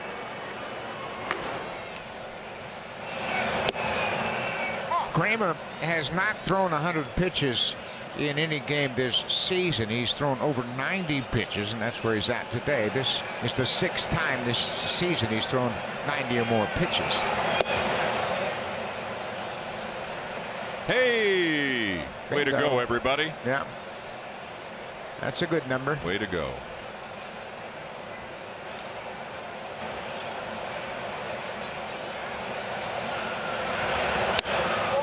And Chapman aboard with a leadoff walk. Well, the left-hander Perez is up, and the Blue Jays have two left-handed batters in the 8 and 9 spots today, Nathan Lucas and Kevin Kiermaier. They've got two right-handed batters on the bench, but one of them is Santiago Espinal. Remember the hamstring injury yesterday.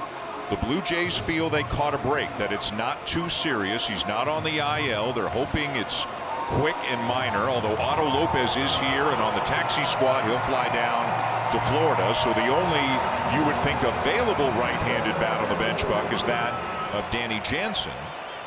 And it'd be interesting to see if and when John Schneider uses Jansen, depending on the situation.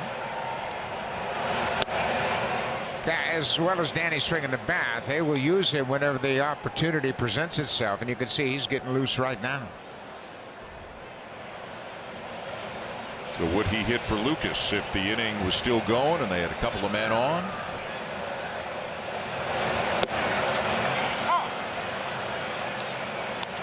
If you're the Blue Jays, you can probably safely assume you're not going to see Ynier Cano or Felix Bautista today. Right. They've pitched a lot in this series. Both of them have pitched in each of the first 2 games.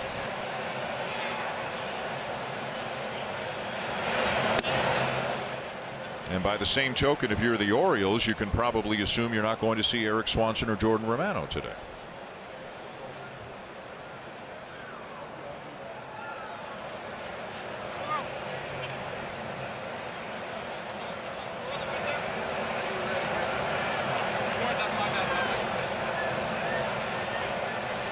That was kind of funny. I don't know that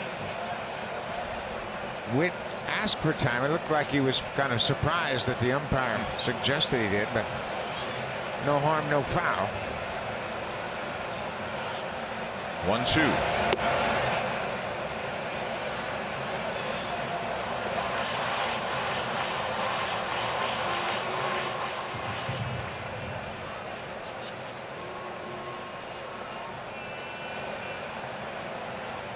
Chapman the lead. And right on the outside corner with that cutter to get him.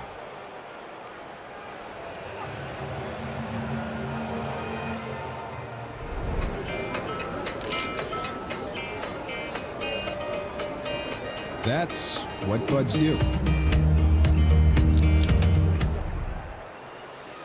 Now, Dean Kramer is giving the Orioles a very good start here today. You know, the funny thing is right-handed batters have been hitting that cutter at a very high clip so far this season. It's been a pitch of his that has given up a lot of damage, but he has worked it very well to the outside corner against the Blue Jays righty. Yeah, and they've hit his fastball hard this season compared to last year, but that's not the case this afternoon. And he has tied his career high with 7 strikeouts.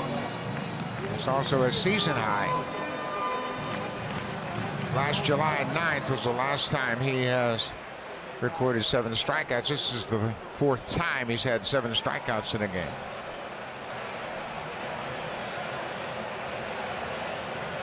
The 0-2 to Kirk, who has doubled and lined out. 2 good swings today. Yeah, he's had 2 good at bats. He's starting to show signs that maybe he's recaptured his timing that he had first half of last year.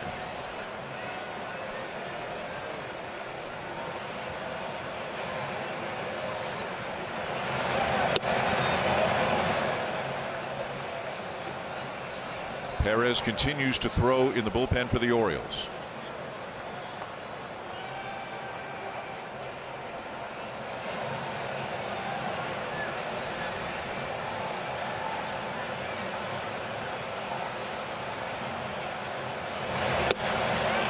Just missed the outside corner.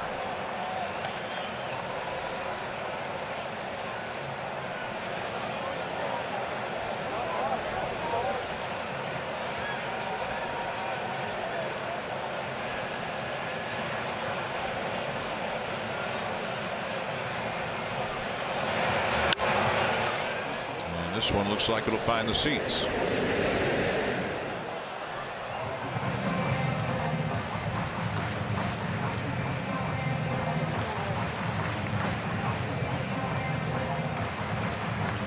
.104 pitches and counting for Dean Kramer And again, the two left-handed bats at the bottom of the Blue Jay order are next. Lucas and Kiermaier, the lefty Perez, ready if needed in the pen. Got to see what happens in this Kirk AB first.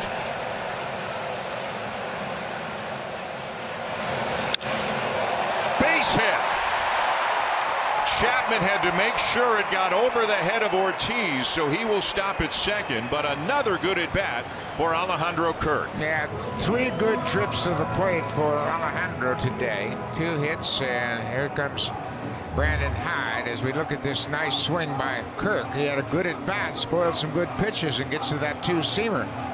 And Kramer not happy with the location of that pitch, and that's going to be the end of the afternoon. So the Blue Jays into the Orioles pen, a couple of men on as they threaten again here in the bottom of the 6th. Gets you set for Game 3 of the Eastern Conference Final on Sportsnet. Florida's heading home, up 2-0. Hurricanes and Panthers, Game 3, 8 Eastern, 5 Pacific on Sportsnet, CBC, and Sportsnet Now. So bottom 6, the Blue Jays down a run, 2 men on, and the new pitcher for the Orioles, left-hander Cionel Perez. Cionel Perez has gotten off to a slow start. He was walking a lot of guys early in the season. That's why his numbers are a little bit inflated, but he has really done a great job. He's not allowed an earned run in his last 5 outings. And he's issued just 1 walk in his last 8 games after allowing 8 walks in his first 12. And we mentioned if you get a chance to get Danny Jansen to the plate, you got to use him. He's been swinging the bat very well. Interesting, though, that they don't use a pinch runner here for Kirk, because Danny Jansen, you could put Danny back behind the plate in Kirk's spot, and you're going to have an outfielder anyway because Lucas is out of the game. Right. Somebody's coming in, Varsho or Biggio. One of them's coming into the game anyways. So we were talking during the break about would somebody go out and run for Kirk, and then Jansen stays in the game to catch. Sometimes managers are more comfortable doing that if the runner gets to second, when it's a scoring position kind of thing, and it looks like Biggio's coming into the game. When and in what capacity remains to be seen. But at the same time, the way Danny's been swinging the bat, there's a chance he'll hit an extra base hit in this at bat. And then it's a long shot for Kirk to score on a double. The other side of the coin is maybe they don't want to take Kirk's bat out of the game because he's had 3 good at bats. So all these things, I'm sure, being weighed and discussed. I think the first thing is you got to think about tying the game. Let's see if Jansen walks and they load the bases. We'll see if that changes the equation at all. 3-0 the count, and he walks. Well, we had just talked about how he had solved his control issues lately, but that's a big walk of the pinch hitter, Danny Jansen. And here it is, Cavan Biggio. Well, let's see who he's running for. He just told the home plate umpire where he's going, so he's running for Jansen. So obviously, and again, Cavan was going to come into the game anyways because Lucas is out and they'll move some people around, but obviously they want to leave Kirk in the game. Yeah. And you speculated about the way he's swinging the bat, so they feel like they want to keep his at bat for later on in the ball game. So the bases are loaded for Kevin Kiermaier, who hits it sharply right at the shortstop, and it's another double play. And again, the Blue Jays threaten but cannot score. End of 6 here at the Rogers Center.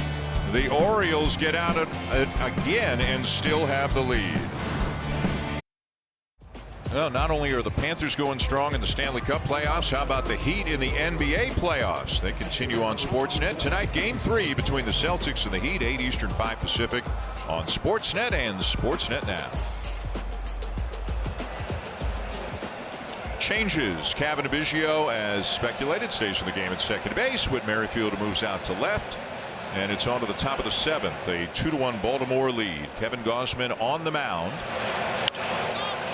And the first pitch is popped up on the infield. Matt Chapman coming in, and there, 1 down. Well, the Blue Jays have hit into some tough luck. Kevin Kiermaier hits it sharply right to Joey Ortiz at shortstop, and they turned the second double play. They also had a strike him out, throw him out double play. And Giermeier, we had talked about what a great homestand he's had. A disappointment there with an opportunity to tie it, maybe give the Blue Jays the lead. They're just having trouble coming up with that one big hit with men on base. We gave you the 5 for 50 runners in scoring position number the last 5 games. They're 2 for 9 today, but again, the crazy thing is both hits they've had with a runner in scoring position were infield hits, so they didn't bring in a run. It's just one of these ruts that all teams go through at times, maybe a couple of times during the season, but boy, when you're in it, it feels like you'll never have a big inning again, I'm sure. Yeah, and that's why the players got together and talked about it, said, hey, we're going to get through this, don't panic, everybody just stay the course and stay with your individual game plan. There's not one guy on this team that can carry us, so we have to use the whole lineup, and we have that team attitude as far as pass the baton. If you don't get something to hit, take ball forward, let the next guy deliver. But you know what? There's a lot of good hitters in this lineup going through a tough stretch right now. Meanwhile, they're getting a great outing out of Kevin Gausman. If the offense had been able to knock home a couple of more runs, you know, I think that would be a bigger part of this game. Gausman has been terrific. Just 2 runs on 5 hits, both runs scoring in the 3rd. Bouncer to short. Bichette. 2 down.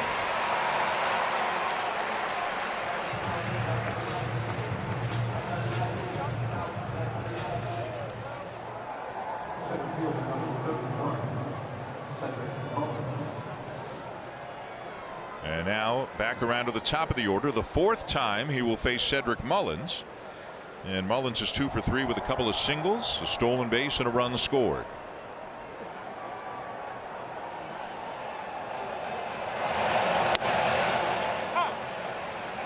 You know, we mentioned both these bullpens are beat up, and you don't see this an awful lot, but Gausman faced in the lineup for a 4th time, and it's out of necessity.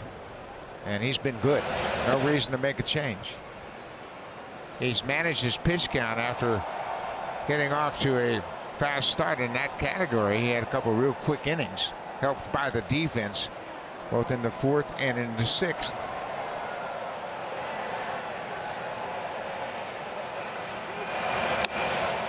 And Gausman still got a lot on the fastball. It's 1-2 now on Mullins.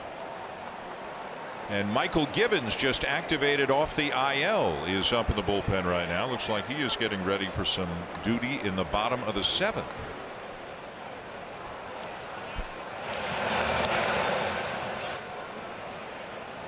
Yeah, he's a big part of their bullpen. It's been missing all season long. He injured his knee in spring training, and he's just now back, activated today.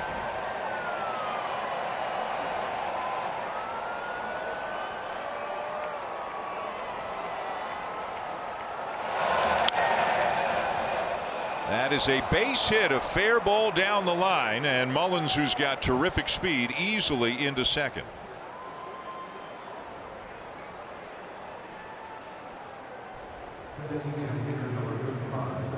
Mullins with his 3rd hit of the afternoon, a pair of singles, and now a double down the line, and he has really stayed on that off-speed pitch. He had a base hit on a similar pitch to left field back in the 3rd, and this time he hooks it down into the corner. And now Nate Pearson has just started throwing in the Blue Jays pen. Adley Rutschman is the batter with a runner at second and 2 down. Rutschman is 0 for 3.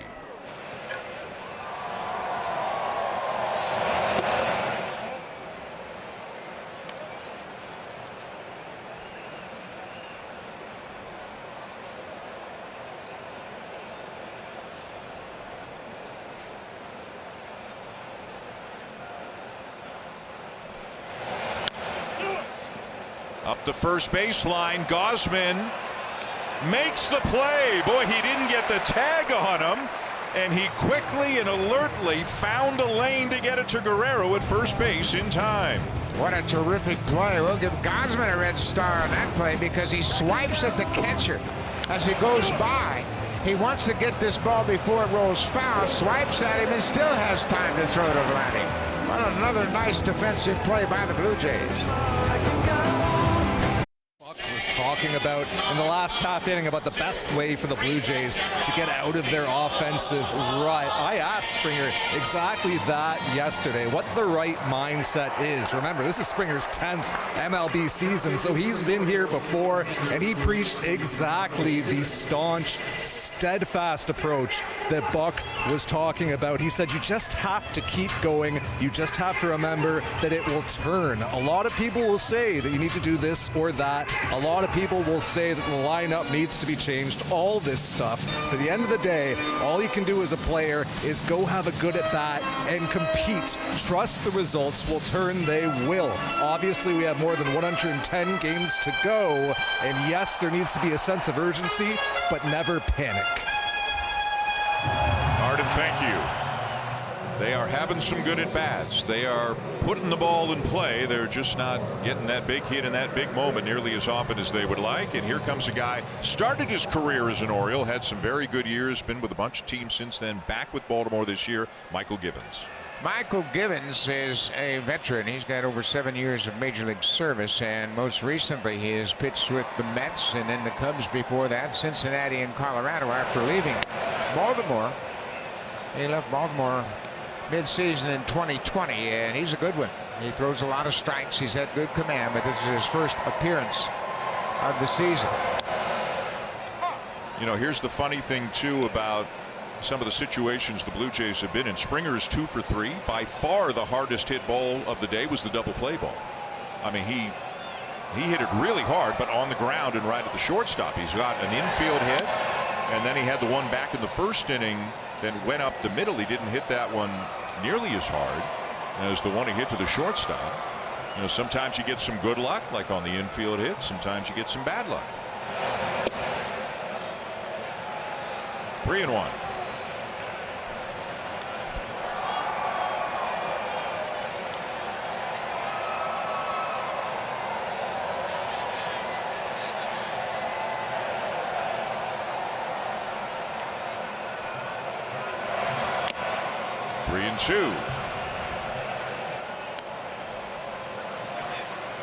Michael Givens has pitched a lot against the Blue Jays over his career. This is his 38th career appearance. He's held the Jays to a 190 batting average. Oh, it's been tough.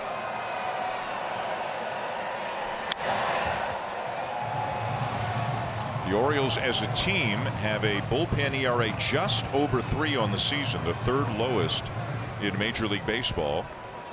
But again, like the Blue Jays, pretty safe guess that they are down a couple of guys, Ynier Cano and Felix Bautista, to be sure. Springer aboard with a leadoff walk.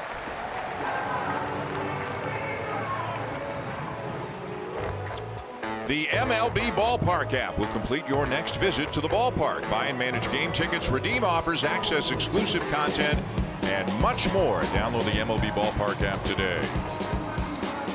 I'll tell you, the weekend crowd, all the crowds have been great, but on the weekend when the roof is open and the sun is shining and there are 40,000 here, it's a pretty good place to be. Bo Bichette trying to make some noise.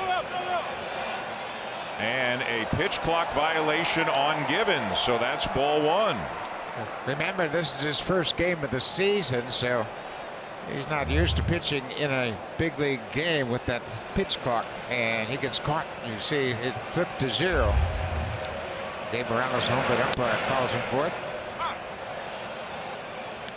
And again, there's no, well, it was close. It's like a shot clock in basketball. Right.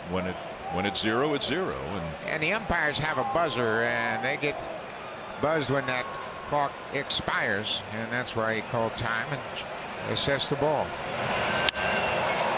To center field, and it's getting down. Springer up to second on a base hit by Bichette. 2 more hits today for Bo. He had an infield hit off the pitcher's glove in his first at bat, and this is a breaking ball, the sweeper kind of ball that he gets out the end of the bat and hits it into center field in front of Cedric Mullins. Well, Buck, another opportunity. First and second, nobody out, and there are a lot of things that make this ballpark go nuts, but none of them to the extent as when Vladimir Guerrero Jr. gets a big hit. And Yeah. he is 0 for 3 today, and he has another opportunity here. And he needs a big hit. He's just 1 for 4 against Givens. He looks at strike one. Givens doesn't have his real good command, as shown by the walk to start the inning, and then left that sweeper over the plate a little bit too much that Bo could get to.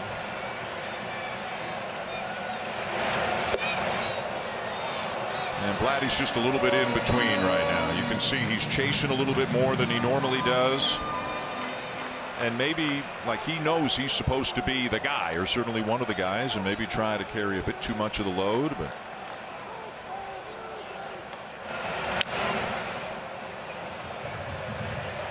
he is now 7 for 30 on this homestand, but he has driven in 6 runs. But they're out there again for him.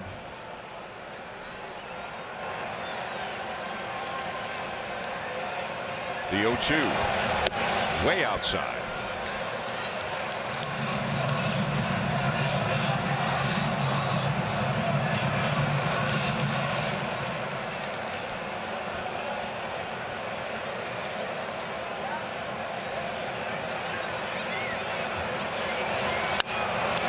Off the glove of Givens.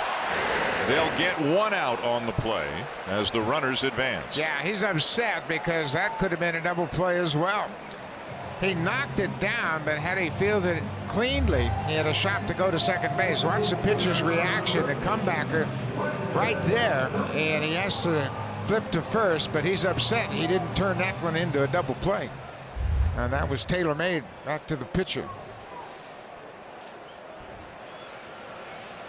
And now an intentional walk to Brandon Belt to load them up for Matt Chapman. This is more about a double play situation than it is about bringing Matt Chapman to the plate. Obviously, Chappie is homered. He's been on base 3 times today. Fielder's choice on a walk. But the Orioles, they have turned 3 double plays today, including a first inning strike him out, throw him out. So this is about setting up a double play.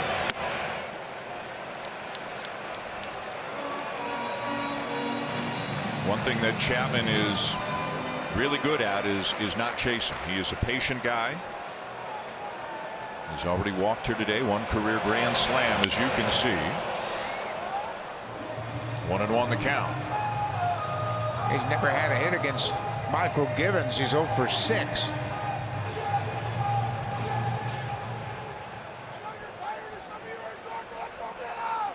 So Springer at third, Bichette at second, Belt at first. And the 1-1 to Chapman. Fouled back again. In his first at bat against Dave Kramer, he hits a 2-seam fastball out of the ballpark. It's his 6th home run. And he had a double in the game yesterday and a couple of good swings recently. Encouraging.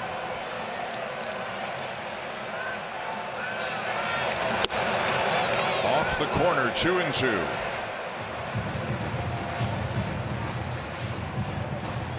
This is where you really change your sights. Line drive over the second baseman's head. Shoot for that right center gap. That'll keep the ball in the air, hopefully.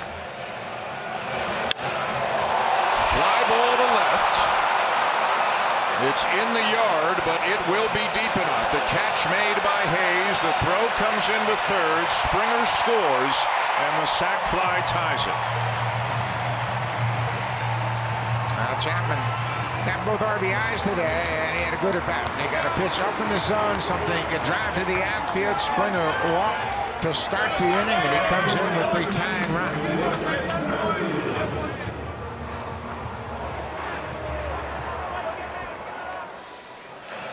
So Bichette still at second, Belt at first, and here's Whit Merrifield 0 for 3.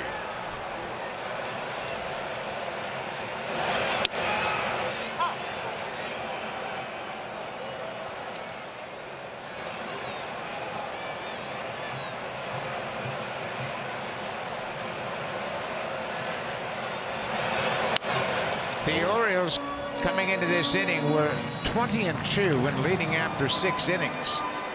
They have a tough bullpen, but like we mentioned, their bullpen is a little bit beat up. They pitched a lot in this series, especially their 2 horses at the back end, Cano and Bautista. 0-2.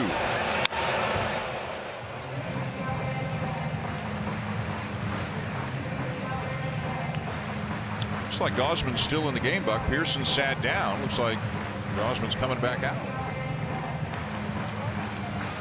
He is at 99 pitches. He's throwing the ball well.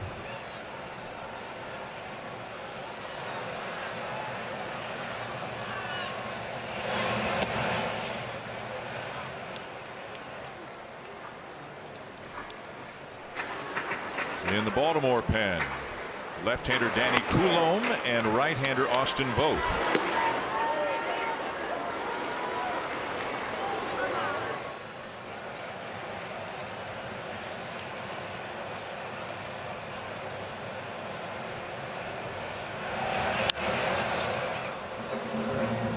Louis Rivera usually got hands of gold down there. Yeah, not many plays today.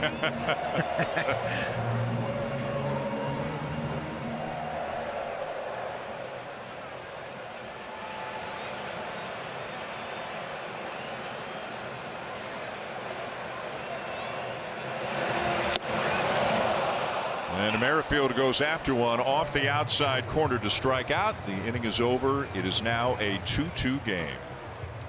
Time now for Weekends of the Year is back at the ballpark June 9th and 10th. Pride Weekend presented by TD. On June 9th, the first 15,000 fans will receive a Blue Jays rainbow flag jersey. Visit bluejays.com/tickets.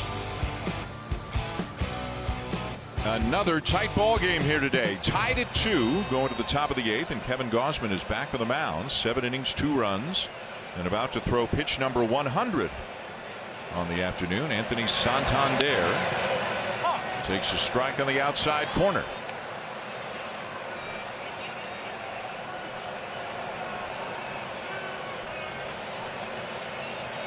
Santander, Mountcastle, and Frazier coming up.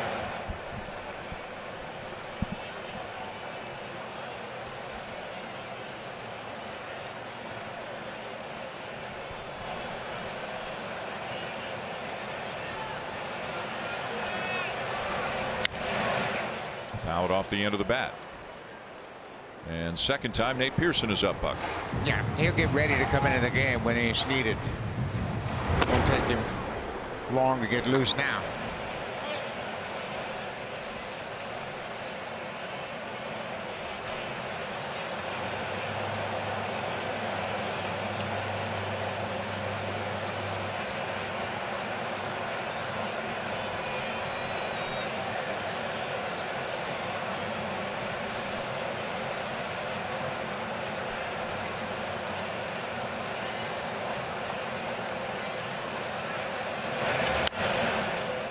Back our way again. Still 1-2.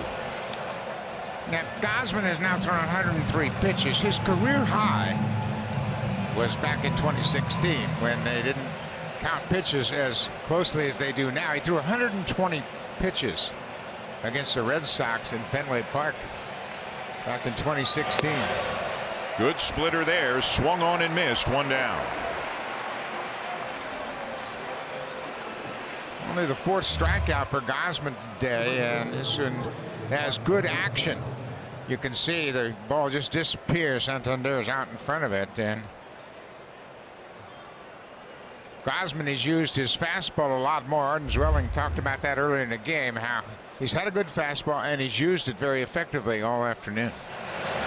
Orioles only have 6 hits. And he's handled Ryan Mountcastle today. 0 for 3 with a couple of strikeouts.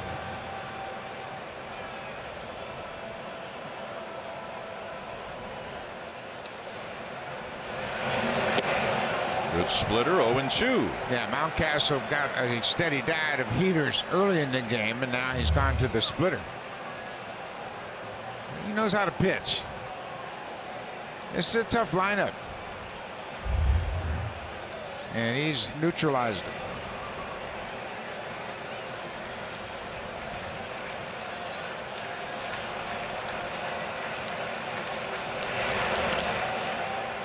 You know, Gausman all year long, his record is 2-3, but he's had a good ERA. He hasn't gotten much run support. He's got the third lowest run support in the majors. Only Sandy Alcantara and Logan Webb of the Giants have a lower run support than Kevin Gausman. 2.78 runs coming into this game, and they're at 2 today. Shows you how misleading a win-loss record can be for a pitcher. Dean Kramer came in 5-1, but with a 4.94 ERA, and obviously they have scored more runs for him. And I think even pitchers look at a lot of things before they look at wins and losses right now. Not nearly as significant as they used to be. Back in the day, Cy Young Awards were decided on wins. Yeah. But that's long gone. Well, Felix Hernandez had 13 wins one year when he won a Cy Young Award, and that's when it kind of trended in the opposite direction where wins were discounted.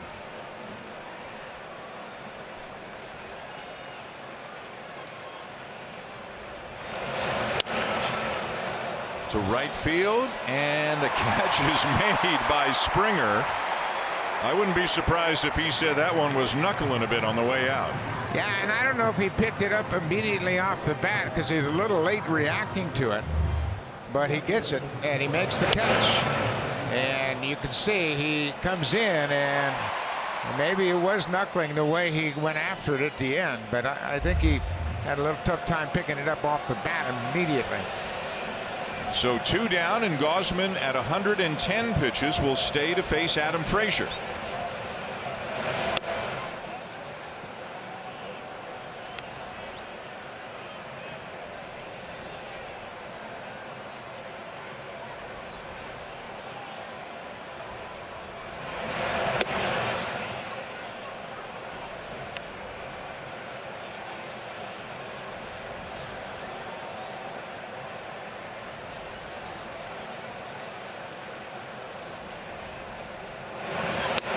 Fastball down the middle. Looked like Frazier was taken all the way. It's 2-1.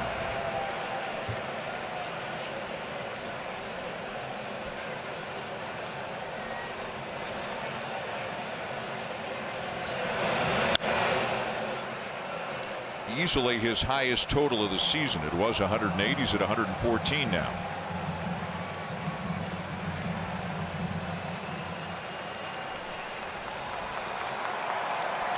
Espinal, again, the hamstring injury yesterday, but the Blue Jays feel fortunate. It does not look as serious as it looked in the moment.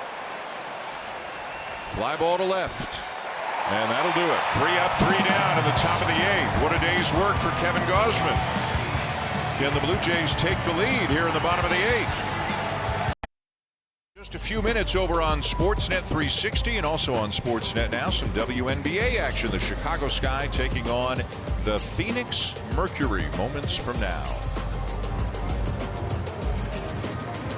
Looks like a typical day out in Arizona. Beautiful. Beautiful day here.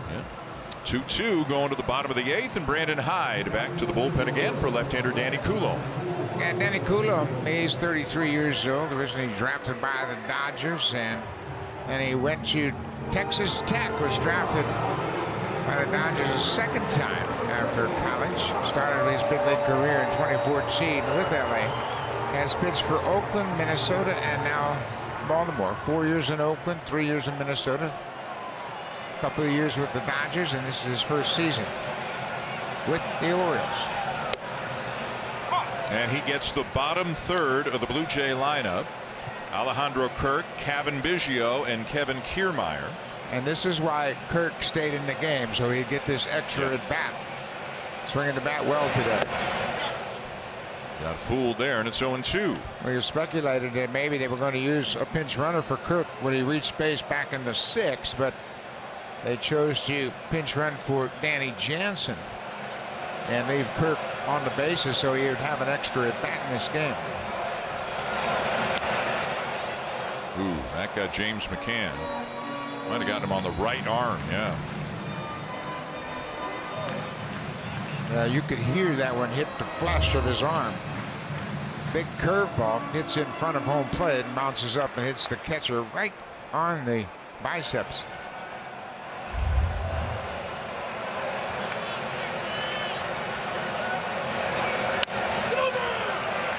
bounced to first, and Kirk retired.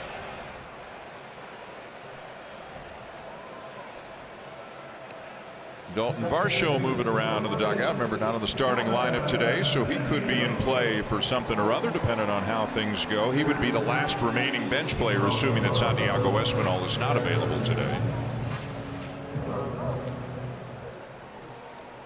So here's the first at bat for Cavan Biggio. Came on as a pinch runner and then stayed in the game at second base.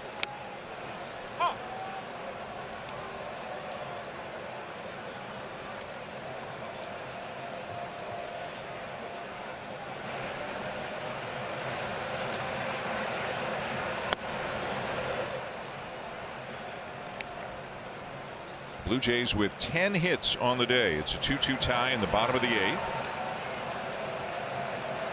There's only been one 3-up, 3-down inning when they've been batting. That was back in the 5th.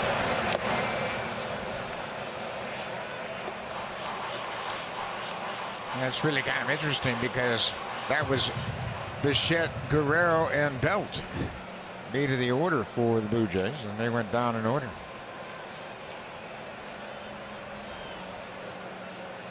Matt Chapman has driven in both runs for the Blue Jays today. A home run in the 2nd and a sac fly in the 7th.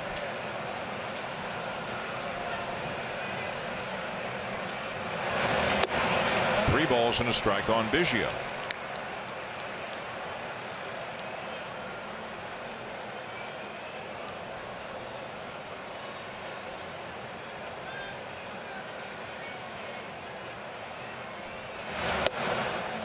And that's ball 4.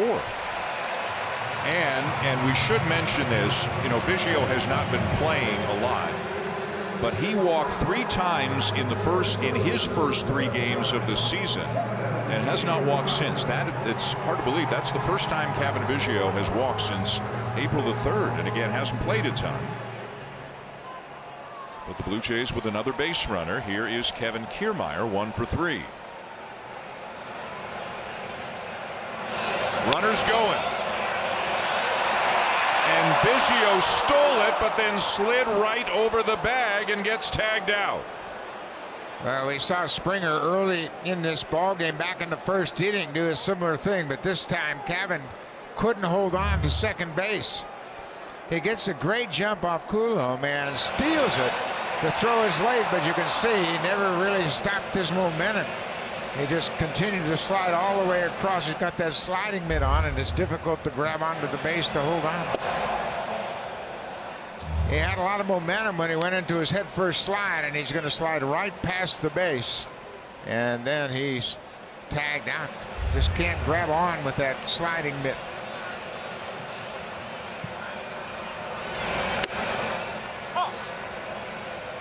Now 2-1 the count on Kiermaier. Nate Pearson and Jimmy Garcia both up in the pen.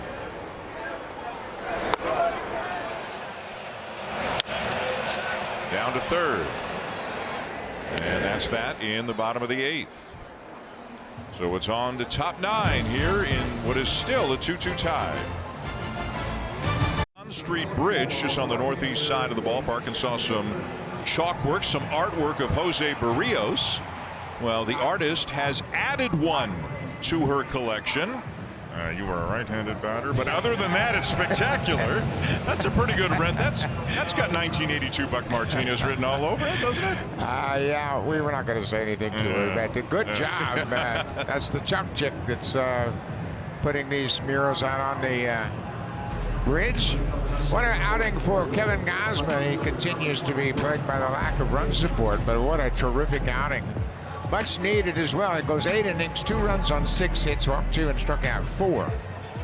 And threw a season high 115 pitches, and now it's over to Nate Pearson, making his 9th appearance of the season. And again, with the Romano down, Swanson down, you kind of had a feeling Nate Pearson might show up in a very high leverage situation here in this game today. Last appearance for him was against the Yankees on Thursday. 2 innings, 1 run. Austin Hayes leads it off for the Orioles.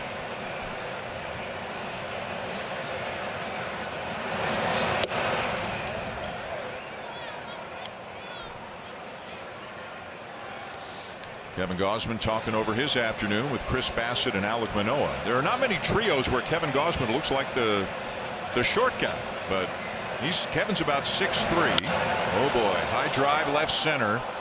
Kiermaier can't make the catch. He must have lost it, and at the last second tried to make a basket catch but couldn't come up with it. Yeah, and for some reason, I don't know if he expected Merrifield to catch this, but he looks at Merrifield just before he got in position, and then he was late getting under the ball. Take a look at Kiermaier coming over from center. Merrifield is out in the outfield, and Kiermaier looks at him expecting Merrifield to make a play on it, and then when he realizes he's not going to, he tries to make a basket catch, and it'll be an error charge to Kevin Kiermaier. And he's telling Merrifield it's his fault. Yeah, he's the quarterback on the outfield, and he's got to take charge of that, but it looked like he expected Merrifield to make the play on it because he looked at him, and then when he saw he wasn't going to get there, he had to make a late surge and couldn't close ground.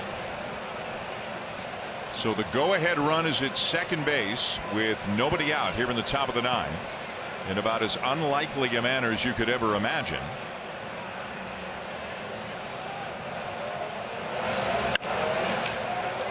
And another fly ball. Kiermaier setting up. He'll make the catch. The runner will bluff a start and wisely head back, remembering perhaps a nearly identical throw Kiermaier made on Friday night. Yeah, Kiermaier threw out Ryan McKenna after a pickoff attempt. Throw went into center field. McKenna tried to get over to third, and he threw a strike to Chapman. Austin Hayes, he's got a good arm as well. He respects outfielders' arm strength. So now James McCann, who is 0 for 3.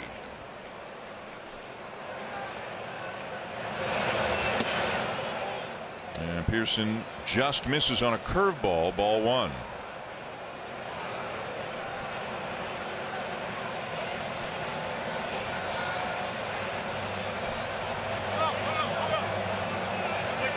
And a warning from the home plate umpire Gabe Morales that Pearson can't set until the hitter's got his eyes on him.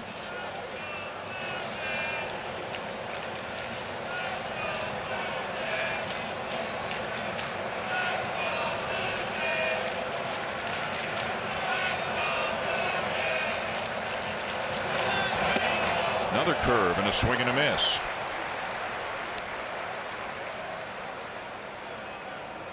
Different day, different MO so far here in the early going for Nate Pearson, who was extremely fastball heavy his last time out against the Yankees. He's only thrown 2 fastballs since he's come into the game.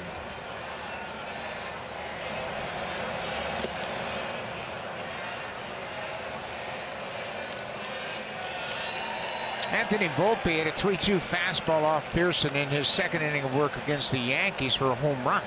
Just hit it off the foul netting down the left field line, but I mean, he sold out for the fastball on a 3-2 pitch and hit the home run.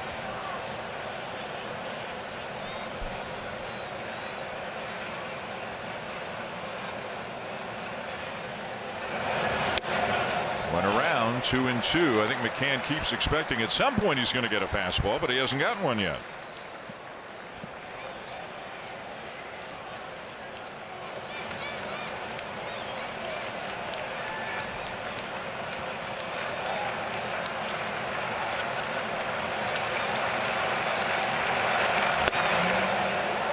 Still hasn't gotten one. 3-2.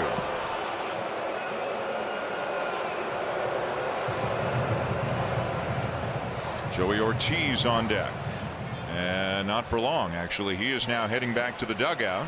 Ryan O'Hearn has taken his place.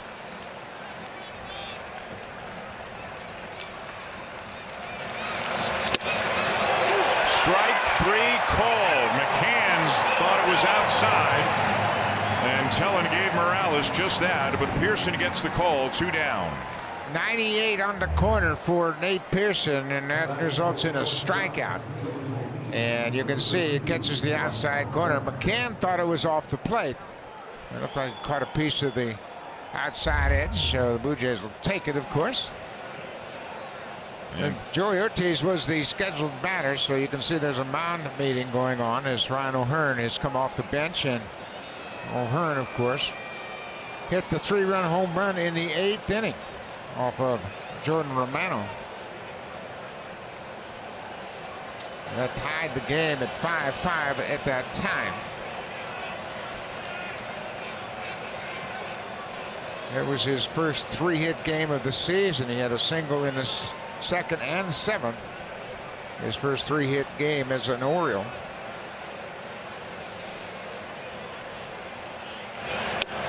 Fastball at 99, 0-1.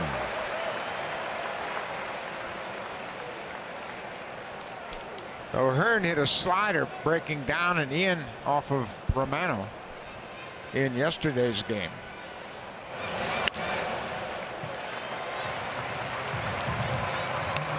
Two good fastballs. And an 0-2 count. Better than 41,000 here at the ballpark today. Watching a tense, tight game. Yes, he did. Pearson finishes him off, and the runner is stranded. And as the Blue Jays get ready to come up at the bottom of the 9th, it's the top of the order coming up. 1 run will win it.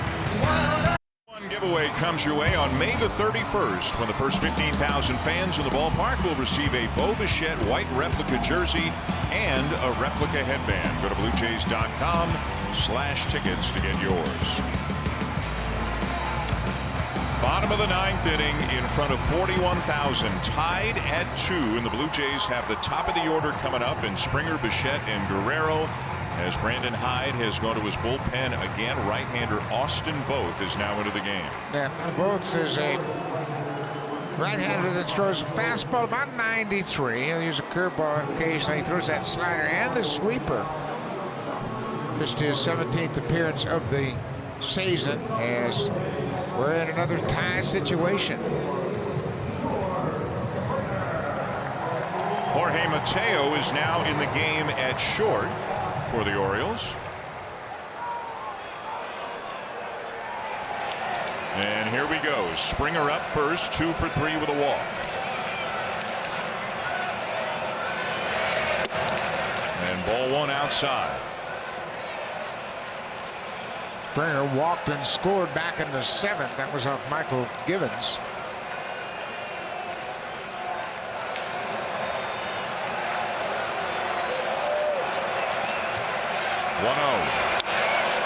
Fouled off.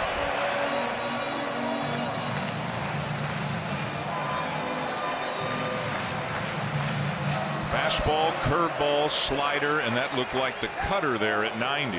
A pitch Dean Kramer threw a lot to the righties today.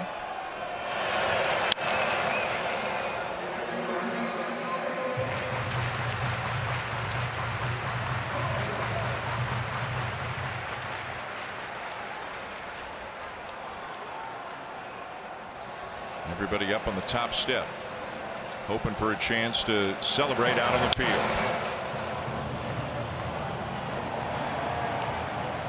Now, Blue Jays need a win here, and they will finish up 5-5 on the 10-game homestand. Not exactly what they were hoping for, but they'll salvage a split of the 10 games.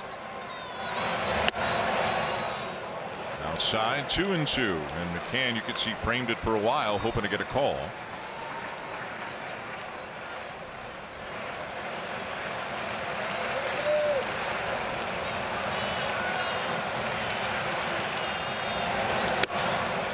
Outside again, 3-2.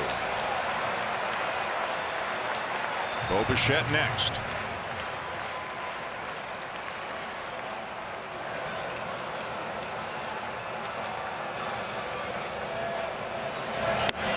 And a swing and a miss, 1 down. Well, the Orioles have done a good job using the fastball upstairs. That's been a pretty effective pitch for them. And this is a cut fastball. They throw up high, kind of backs up, and Springer swings right through it. You see the spin on the ball, you expect it to break, and then it backs up, and kind of ties you up. So now Bichette, 2 for 4.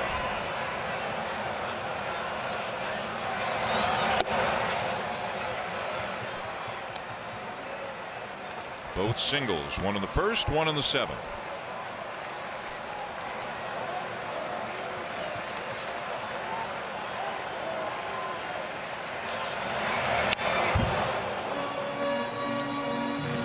Well, it feels like you can count on one hand the number of pitches on the inner half to a right-handed hitting Blue Jay. Yeah, they haven't come inside very often.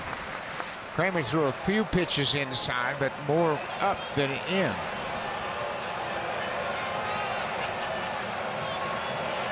One and one the count.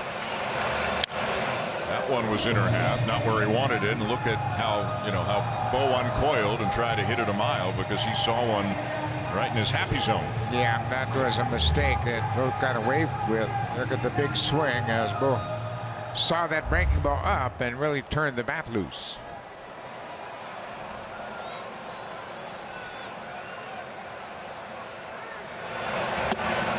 Two and two. Bo has 2 hits so far today. He's had three hit games, a 4-hit game, and 2 5-hit games.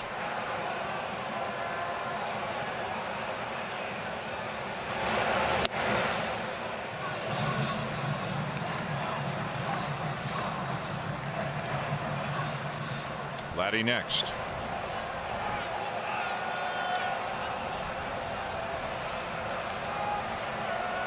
The full count pitch. Out of play.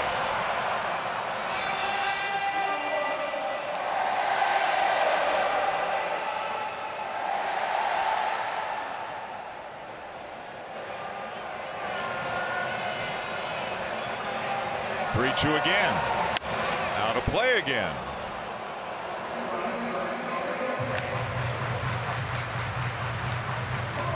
Boy, does this crowd want to have a chance to celebrate here today, don't they? It'd be a good finish to a nice day. Yep.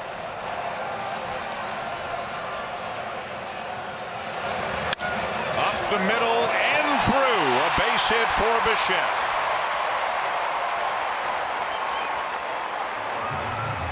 Third hit of the afternoon for Bo. He just stays on this cutter, and that ball just runs back inside, and he takes it right back over the mound. All 3 of his hits have gone to the center of the field. The first one off the pitcher's glove. Next one was a line drive into center field in the 7th of Michael Givens, and now he's got his 3rd. So now Guerrero 0 for 4.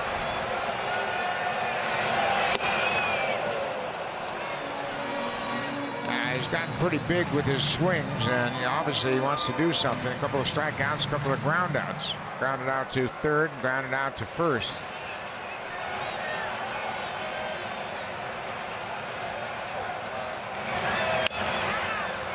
That is a foul ball, and it is 0-2 on Guerrero. And you can see Vladdy shaking his head. He's, like we said, he's kind of in between right now. Yeah, he's not letting the ball travel. He's committing to swinging and not really sure where the pitch is.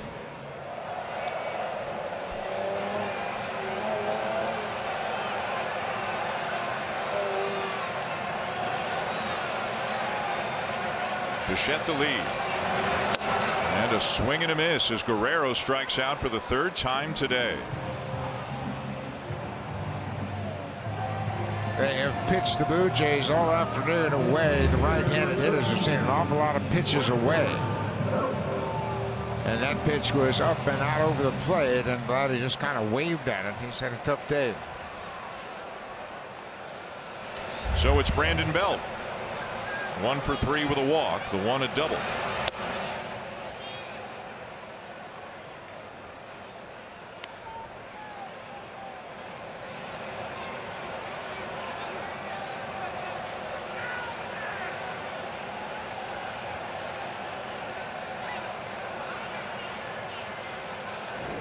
Checking on Bichette, who I would not think is going anywhere. Now McCann has caught 2 Blue Jays trying to steal today. Got Bo in the 1st inning on a strike him out, throw him out, and then threw out Gavin Biggio in the 8th inning. Gavin beat the throw but overslid the bag.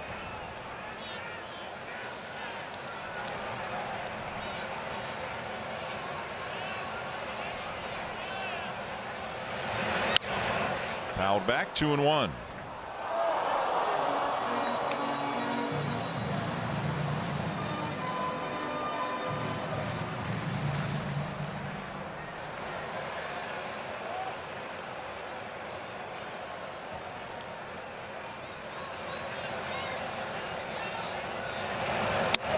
Ball 3. Belt patient as always. Content to take a walk and pass the baton to Matt Chapman.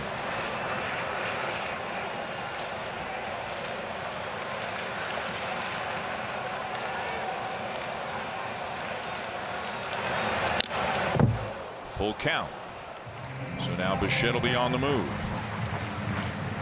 Which, if Belt were to hit one in a gap somewhere, could be a big difference here.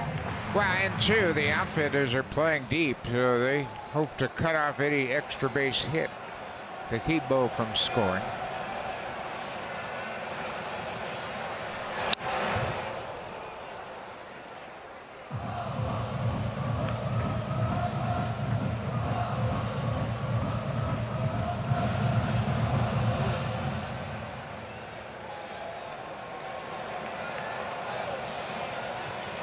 Both a long look into McCann, now sets.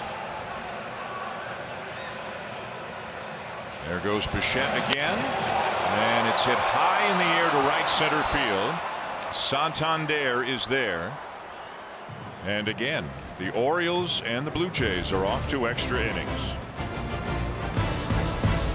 1.1 right now. Tickets available for people anywhere in Ontario up until 10 o'clock Eastern time tonight, and a phone call coming your way tomorrow for whoever wins. On to extra innings for the second day in a row. The Orioles beating the Blue Jays 6-5 in 10 innings yesterday. Jorge Mateo is the runner at second. Nate Pearson is back on the mound, and it's top of the order for Baltimore, Cedric Mullins.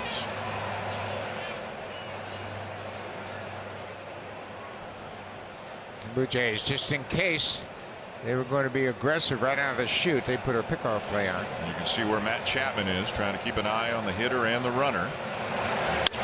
Line drive into right field, a base hit. Rounding third, heading home is Mateo, and the Orioles take the lead. Cedric Mullins has had quite a day here. That's his 4th hit in 5 at-bats, and he picks up an RBI. He has a stolen base, a run scored, and now he has a go-ahead RBI here in the 10th. First pitch, 4-seam fastball right out over the plate. He's had some good passes today. He's had some good swings, couple of hits to the opposite field, and now his 3rd hit to right.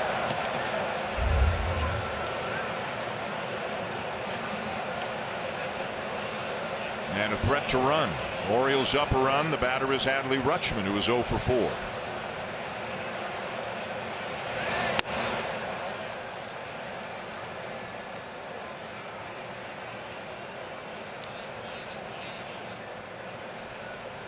For Mullins, that's his second 4-hit game of the season. He also had a 4-hit game this month against Pittsburgh.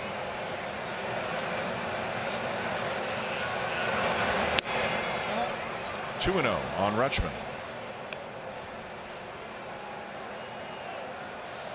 A long look down to his third base coach, Tony Mansolino. Always could be something brewing with Mullins at first. Not going, and it's ball 3.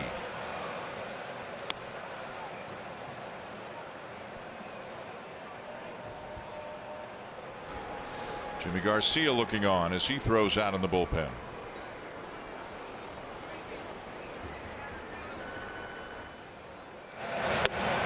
And a strike, 3-1.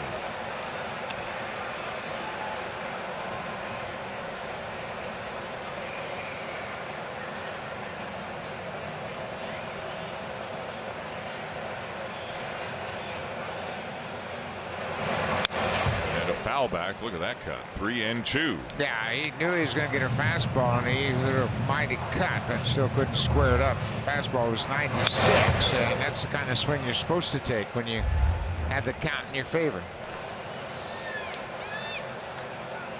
Let's see if they start the runner here at 3-2. They do. Swung on and missed. Throw down, and out at second is Mullins.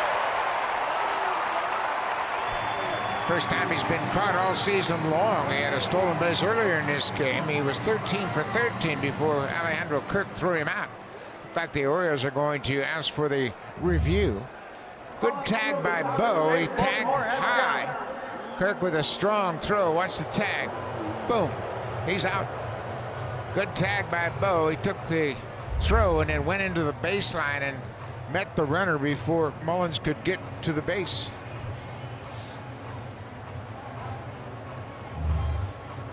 Another good look at it, and the tag on the shoulder, boom, before he got to second base, and that's the first time Mullins has been caught this season. One more look, tag, bag. Yeah, you could see the base, no compression because he hadn't made contact by the time Bo tagged him on the shoulder. After review, the call on the field is confirmed. The runner is out. Baltimore loses their challenge.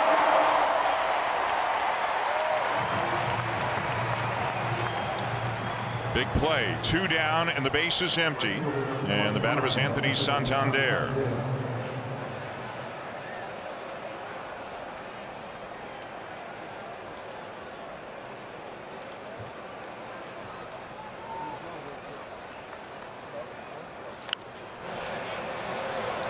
And it's fouled back. The Blue Jays will send up Matt Chapman, Whit Merrifield, and Alejandro Kirk in the bottom half of the 10th. Brandon Belt would be scheduled to be the runner out at second, but Dalton Varsho's in the dugout. He has not played yet, so it wouldn't be a surprise at all to see Varsho out there running at second. That guy. Yeah, he's been notified by the bench coach and the manager, hey, get ready, you're going to run for Belt.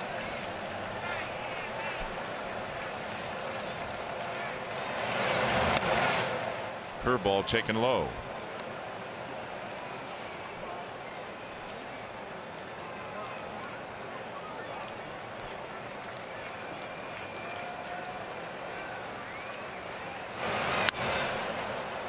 Golf to right, but playable.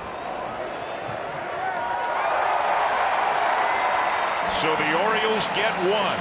And we will go to the bottom of the 10th here at Rogers Center. Matt Chapman, who has already homered here today, will lead it off for the Blue Jays.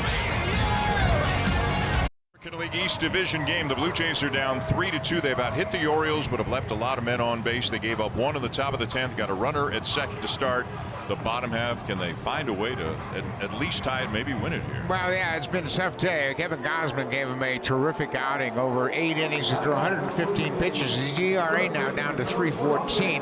Matt Chapman's had a couple of good swings the last couple of days. He hit a double to right field yesterday, hit a home run to center field, and he's going to have a whack at it here in the 10th inning. The Blue Jays are playing their 8th extra inning game. They are 4-3 to this point. They need a win, and there's Dalton Varsho, as we speculated, pinch running at second.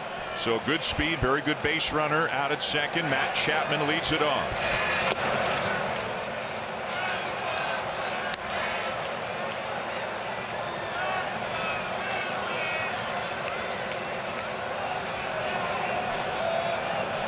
Both on the mound still for the Orioles. A look back, and the 1-0 is on the corner.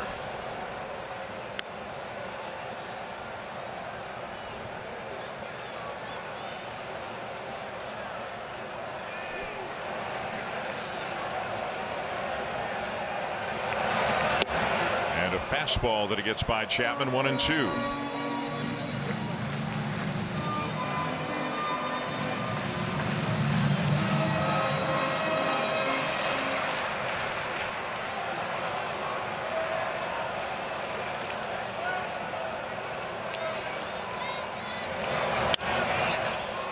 Again, a well-located pitch away from one of these right-handed batters. Chapman gets a piece of it. Yeah, the Blue Jays haven't had too many pitches on the inner half of the plate all afternoon, and it started with the first pitcher, Dean Kramer. He did a great job using the outer half. Chapman's aware of it now, and he's reaching out and trying to cover that outside corner. Yeah, that was a different looking swing. And again, when Chapman's in a groove, as you said, Buck, he's happy to go up the middle into right center. Yeah, that's how he got off to such a great start this season. Look back at Varsho. Lays off. 2-2.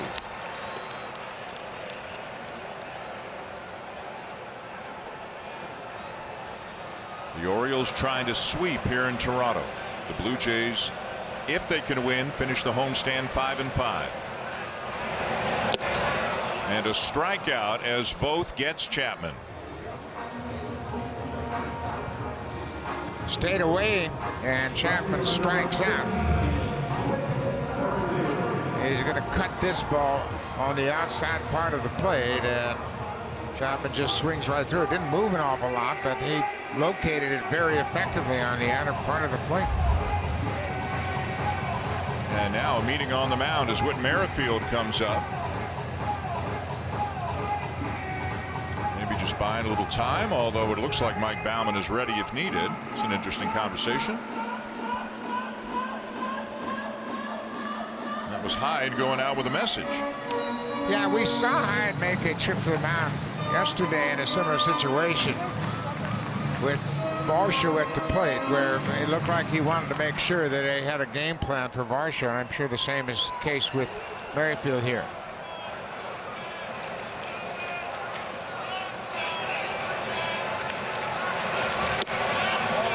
Adam Frazier is kind of sort of trying to keep Varsho close out at second. So Dalton can get a pretty big secondary lead. Frazier's backing off at the last second because he knows Merrifield hits the ball to the right side a lot. So Frazier's got a lot of ground to cover to get back where he wants to get. Yeah, and you'd like to be able to recognize when he retreats, but it's hard to look back over your shoulder when you're concentrating on the pitcher.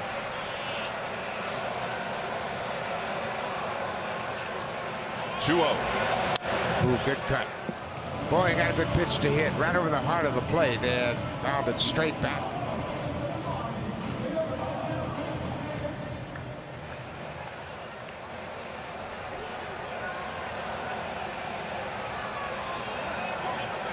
The 2-1. And again, that cutter away, 2-2.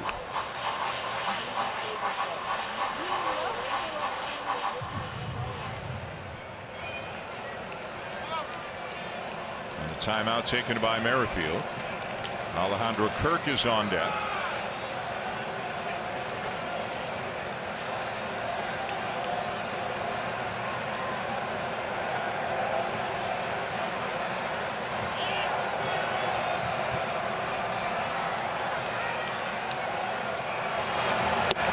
And a full count.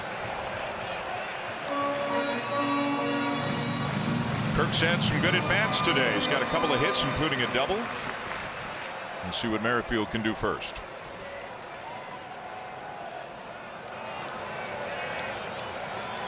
Up the middle, a base hit. Varsho around third on his way to the plate, and this game is tied.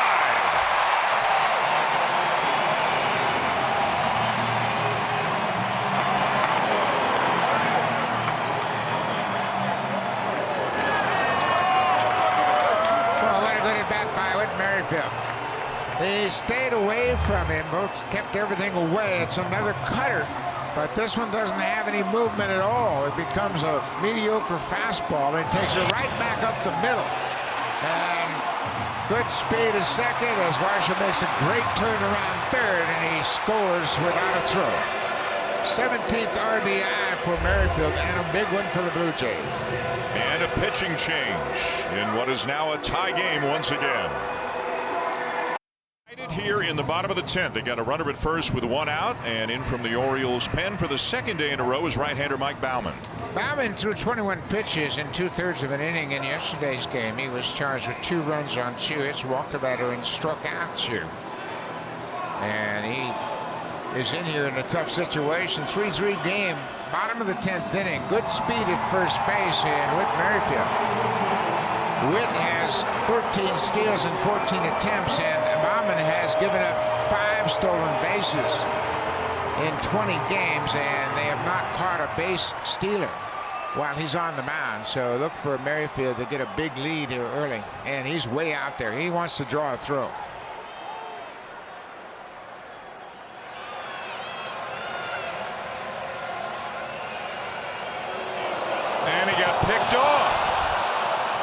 He did draw a throw, but looked like he was on his way to second.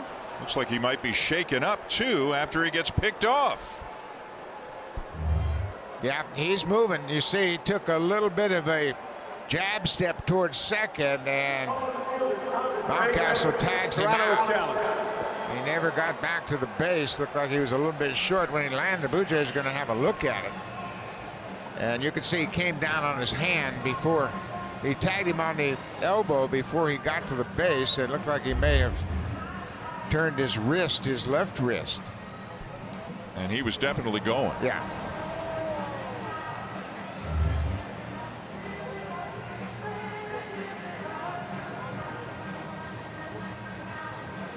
Yeah, it didn't look like he got back to the base before Mountcastle put the tag on his arm. Yeah, he was off the base when the tag was applied. But whatever he did, he rolled over his left hand. But he was going.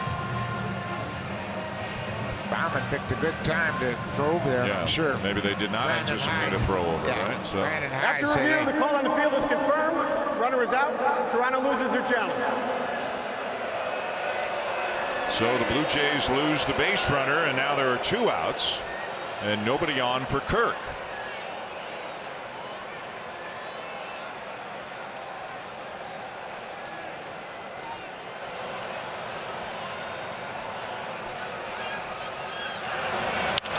Well, let me float a little thing that may not be a little thing here. If the Blue Jays don't score and this game goes to the 11th, if Kirk makes an out here, he's the runner to start the bottom of the 11th. So even if he gets on and nothing comes of it, if somebody else comes up, Biggio's next, then Biggio would be the runner in the bottom of the 11th. Yeah, and Santiago Espinal is active, but I doubt if he can run. He left the game with a strained hamstring. Yeah.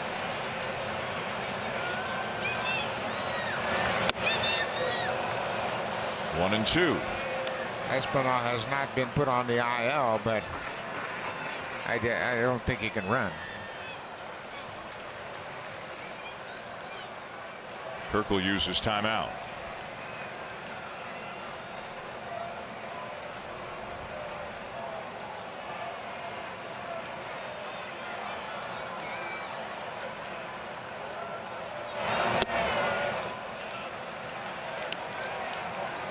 So each team with a run here in the 10th inning. Nate Pearson's gone 2 innings. Jimmy Garcia looks like he might be coming in. The Orioles have used 6 pitchers. The Blue Jays only 2.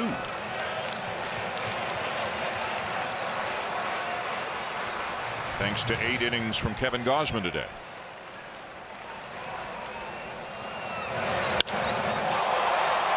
Right center field. Whoa, they almost come together. Mullins has it, and Kirk and the Blue Jays are retired. On to the 11th. Tied at 3, and the third pitcher of the ball game for the Blue Jays is Jimmy Garcia. Yeah, they're fortunate because Gausman gave him 8 innings, Pearson gives him 2 innings, and here's Jimmy Garcia. He threw 14 pitches yesterday and 8 pitches on Thursday, so he has now pitched in 4 of the last 5 games. So hopefully he'll have a little extra in the tank. He's generally a little bit better when he's well rested, but I'm sure he understands the magnitude of this situation. Anthony Santander will be the runner at second base.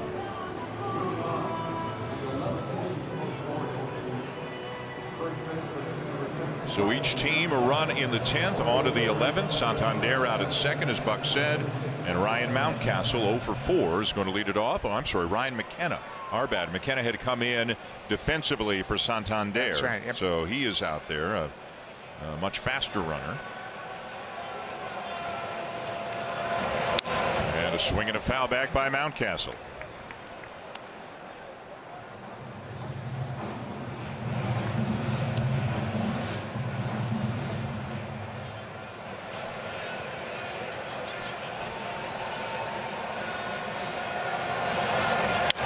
Two.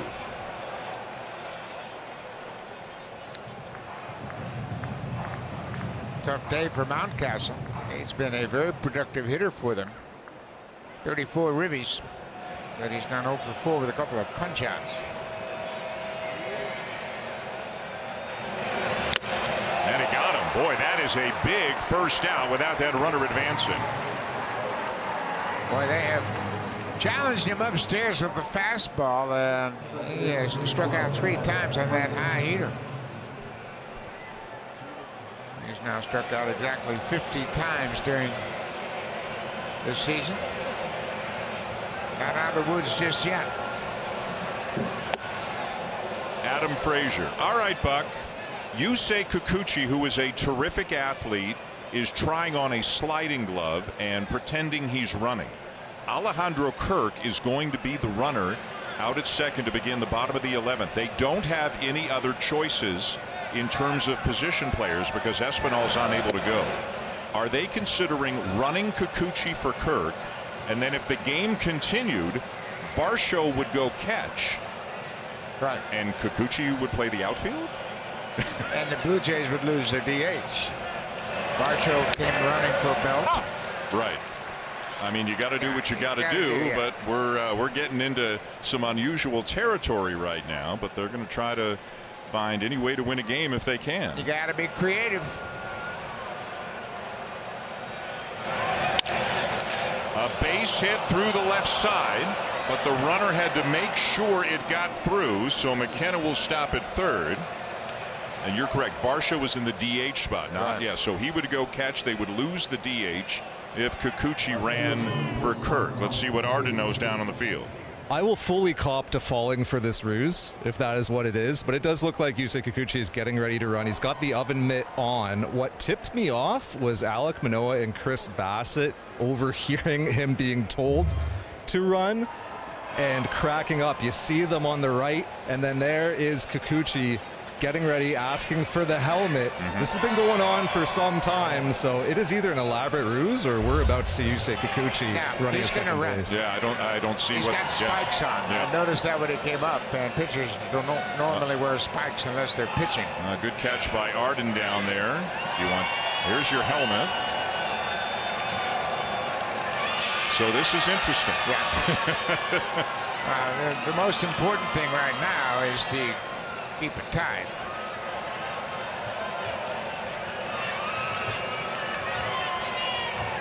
First and third, 1 out, and the batter is Austin Hayes, 2 for 3 with a walk.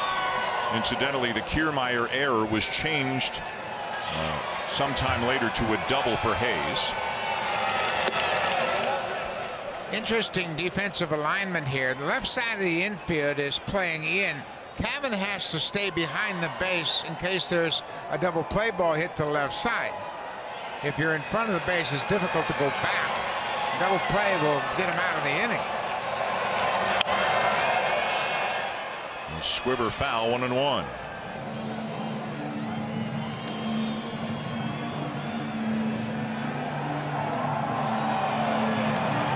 You know, back to the Kikuchi thing, if the Orioles don't score, looks like he runs. If they score 1 run, he probably runs because that would be the tying run. If they get 2 or more, maybe they back off on that, but it certainly appears to be in play.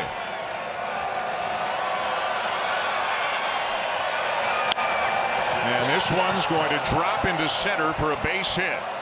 McKenna will come in to score. An RBI single by Hayes, and the Orioles lead again.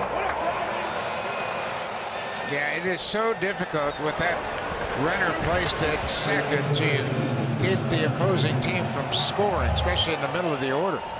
Well, still got a big strikeout of Mountcastle, but that inside fastball, Hayes just fights off and flares it in front of Kiermaier in center to pick up the RBI and give the Orioles the lead. So first and second, 1 out for Gunnar Henderson.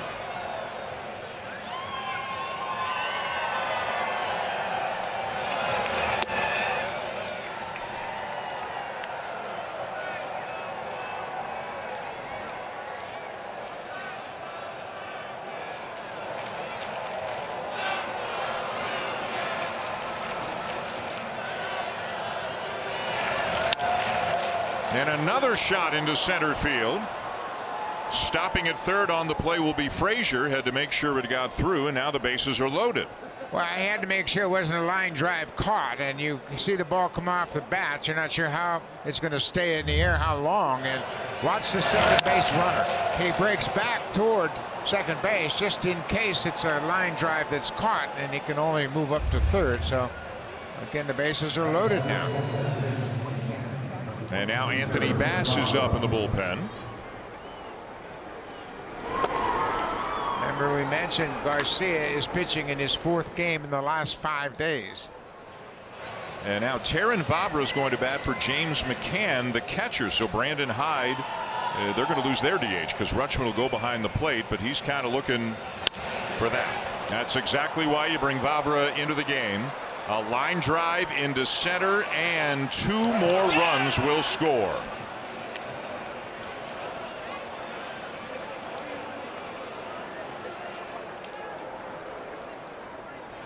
I tell you what, this Oriole lineup, they are tough, and it's a fastball from Garcia, and it runs out over the plate. Vavra, we talk about him throughout this series. He's a contact guy, and in this situation with the bases loaded, he was just looking to put the bat on the ball, and he's going to be rewarded with a couple of RBIs. That's a great move by Hyde. You don't mind losing the DH. You stick Rutschman behind the plate, but you bring up a guy who is almost guaranteed to make contact. So 3 runs across here in the top of the 11th.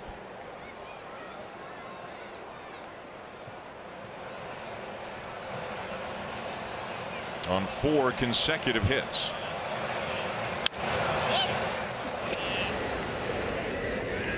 No play for Kirk.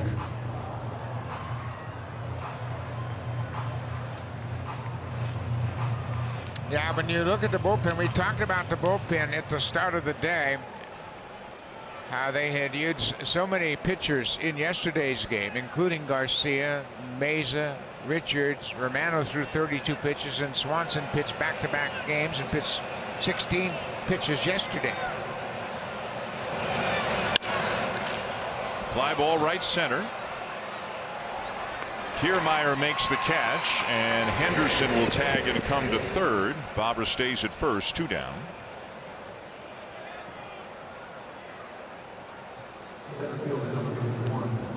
And for what it's worth, I think now with a 3-run lead, as I mentioned earlier, I think the Kikuchi thing is it doesn't make sense anymore, right? No. It's nothing that you're going to stick to now.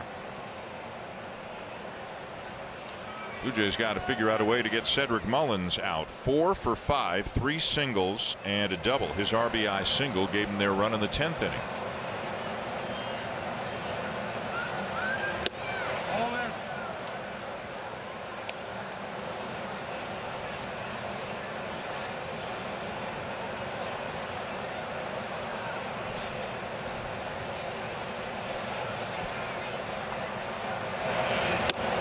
One and one. It'll be Biggio, Kiermaier, and Springer coming up in the bottom of the 11th.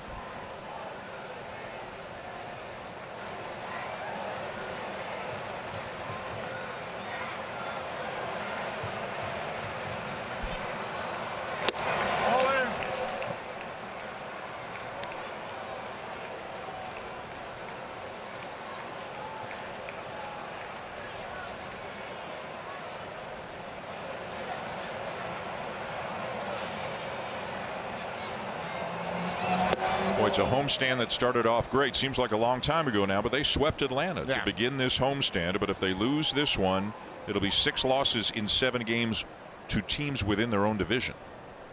Yeah, they had a walk-off win on Mother's Day to sweep the Braves, and it's been downhill ever since.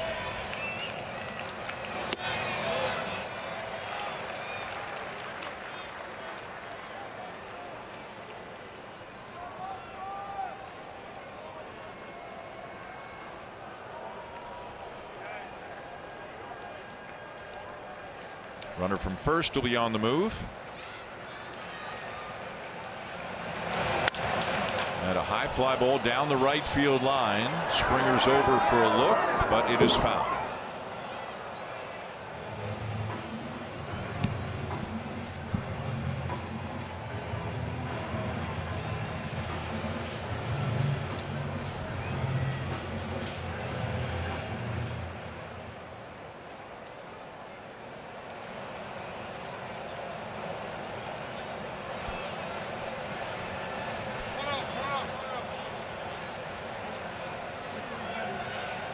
again, Garcia is being warned about not coming set until the hitter is focused on the pitcher.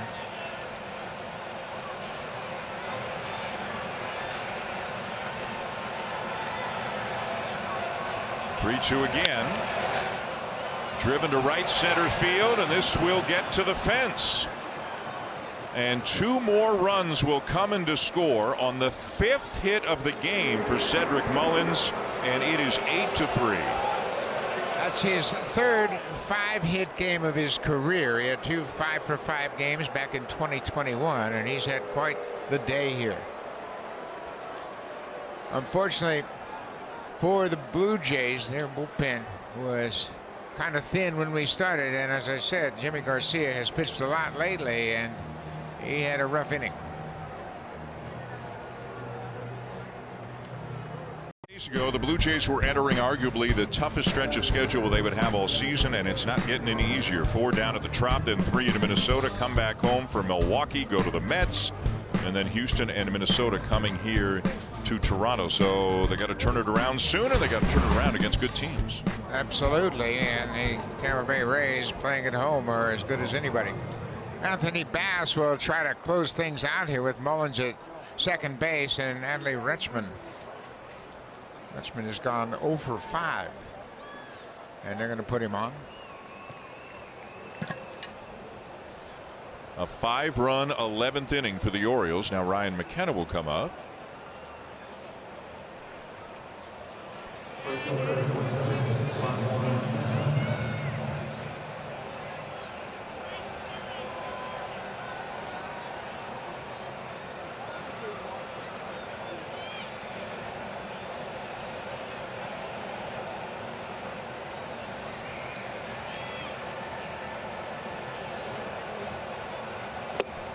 And a swing and a miss by McKenna, 0-1. We have the tentative pitching matchups for the Tampa Bay series. The Blue Jays will stay on rotation. Bassett, Barrios, Kikuchi, Manoah. Looks like the Rays will start an opener tomorrow night. Trevor Kelly in front of Josh Fleming. And then Taj Bradley. Bradley, a rookie, very good young pitcher. 3-0, 3.54 ERA. Then their best guy, one of the best anybody's got, Shane McClanahan, and then Zach Eflin. Thursday is an afternoon game, and Zach Eflin has been pitching well for Tampa Bay. They're a good club. Best record in baseball. Out to second. Biggio on to first, and finally that ends the top of the 11th, but the Orioles score 5. Jays outdoor program returns on Sunday, June the 11th. Inflatables, artists, performances, and more. Activities start at 10:30 in the morning and run right up until first pitch. Visit BlueJays.com/tickets. So the Orioles with 5 in the top of the 11th, leading 8-3, 3 outs away from sweeping the Blue Jays here in Toronto. Alejandro Kirk, the runner, at second. A loss would be 6 out of 7 for the Blue Jays and a 4-6 homestand, with the Orioles losing their catcher as McCann was pinch run for by Vavra. So Rutschman has now moved behind the plate. And the Orioles have lost their DH, but they're not concerned in any way about that right now, as Kevin Biggio leads it off. Now, Brandon Hyde made a good move when he used Vavra to pinch hit for James McCann, because on the first pitch he delivered a 2-run single. Contact hitter with the bases loaded.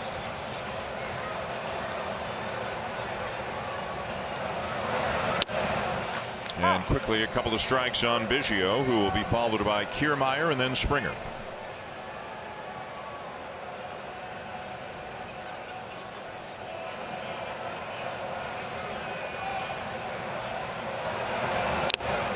One down.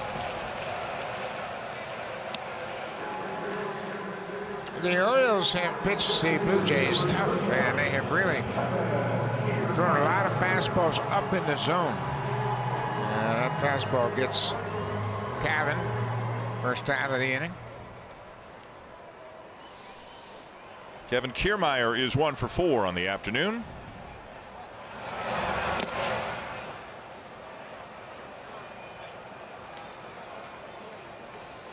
Baltimore's got the second best record in the major leagues, and if they win today, they will be 31-16.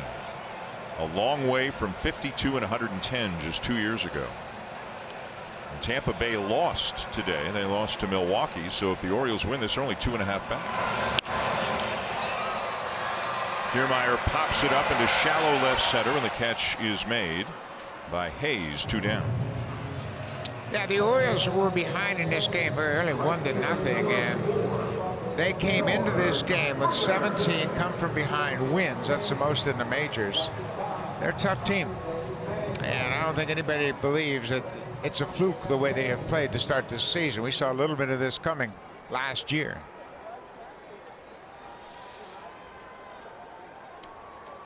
George Springer 2 for 4 with a walk. Pitch that sails to the backstop, throw down to third, and Kirk just does get in there. Rutschman had the ball come off the backstop and kind of bounce right to him, so it was a little bit closer than you would have expected. And Kirk moves up.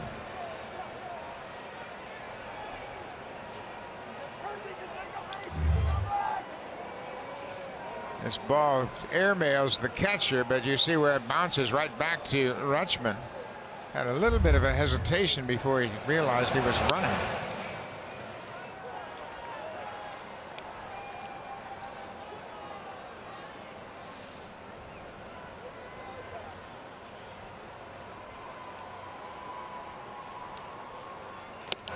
Swing and a miss, 2-1 on Springer.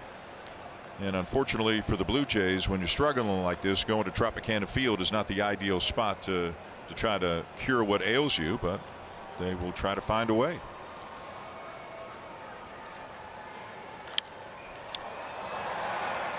In the air to shallow center field, and this should do it.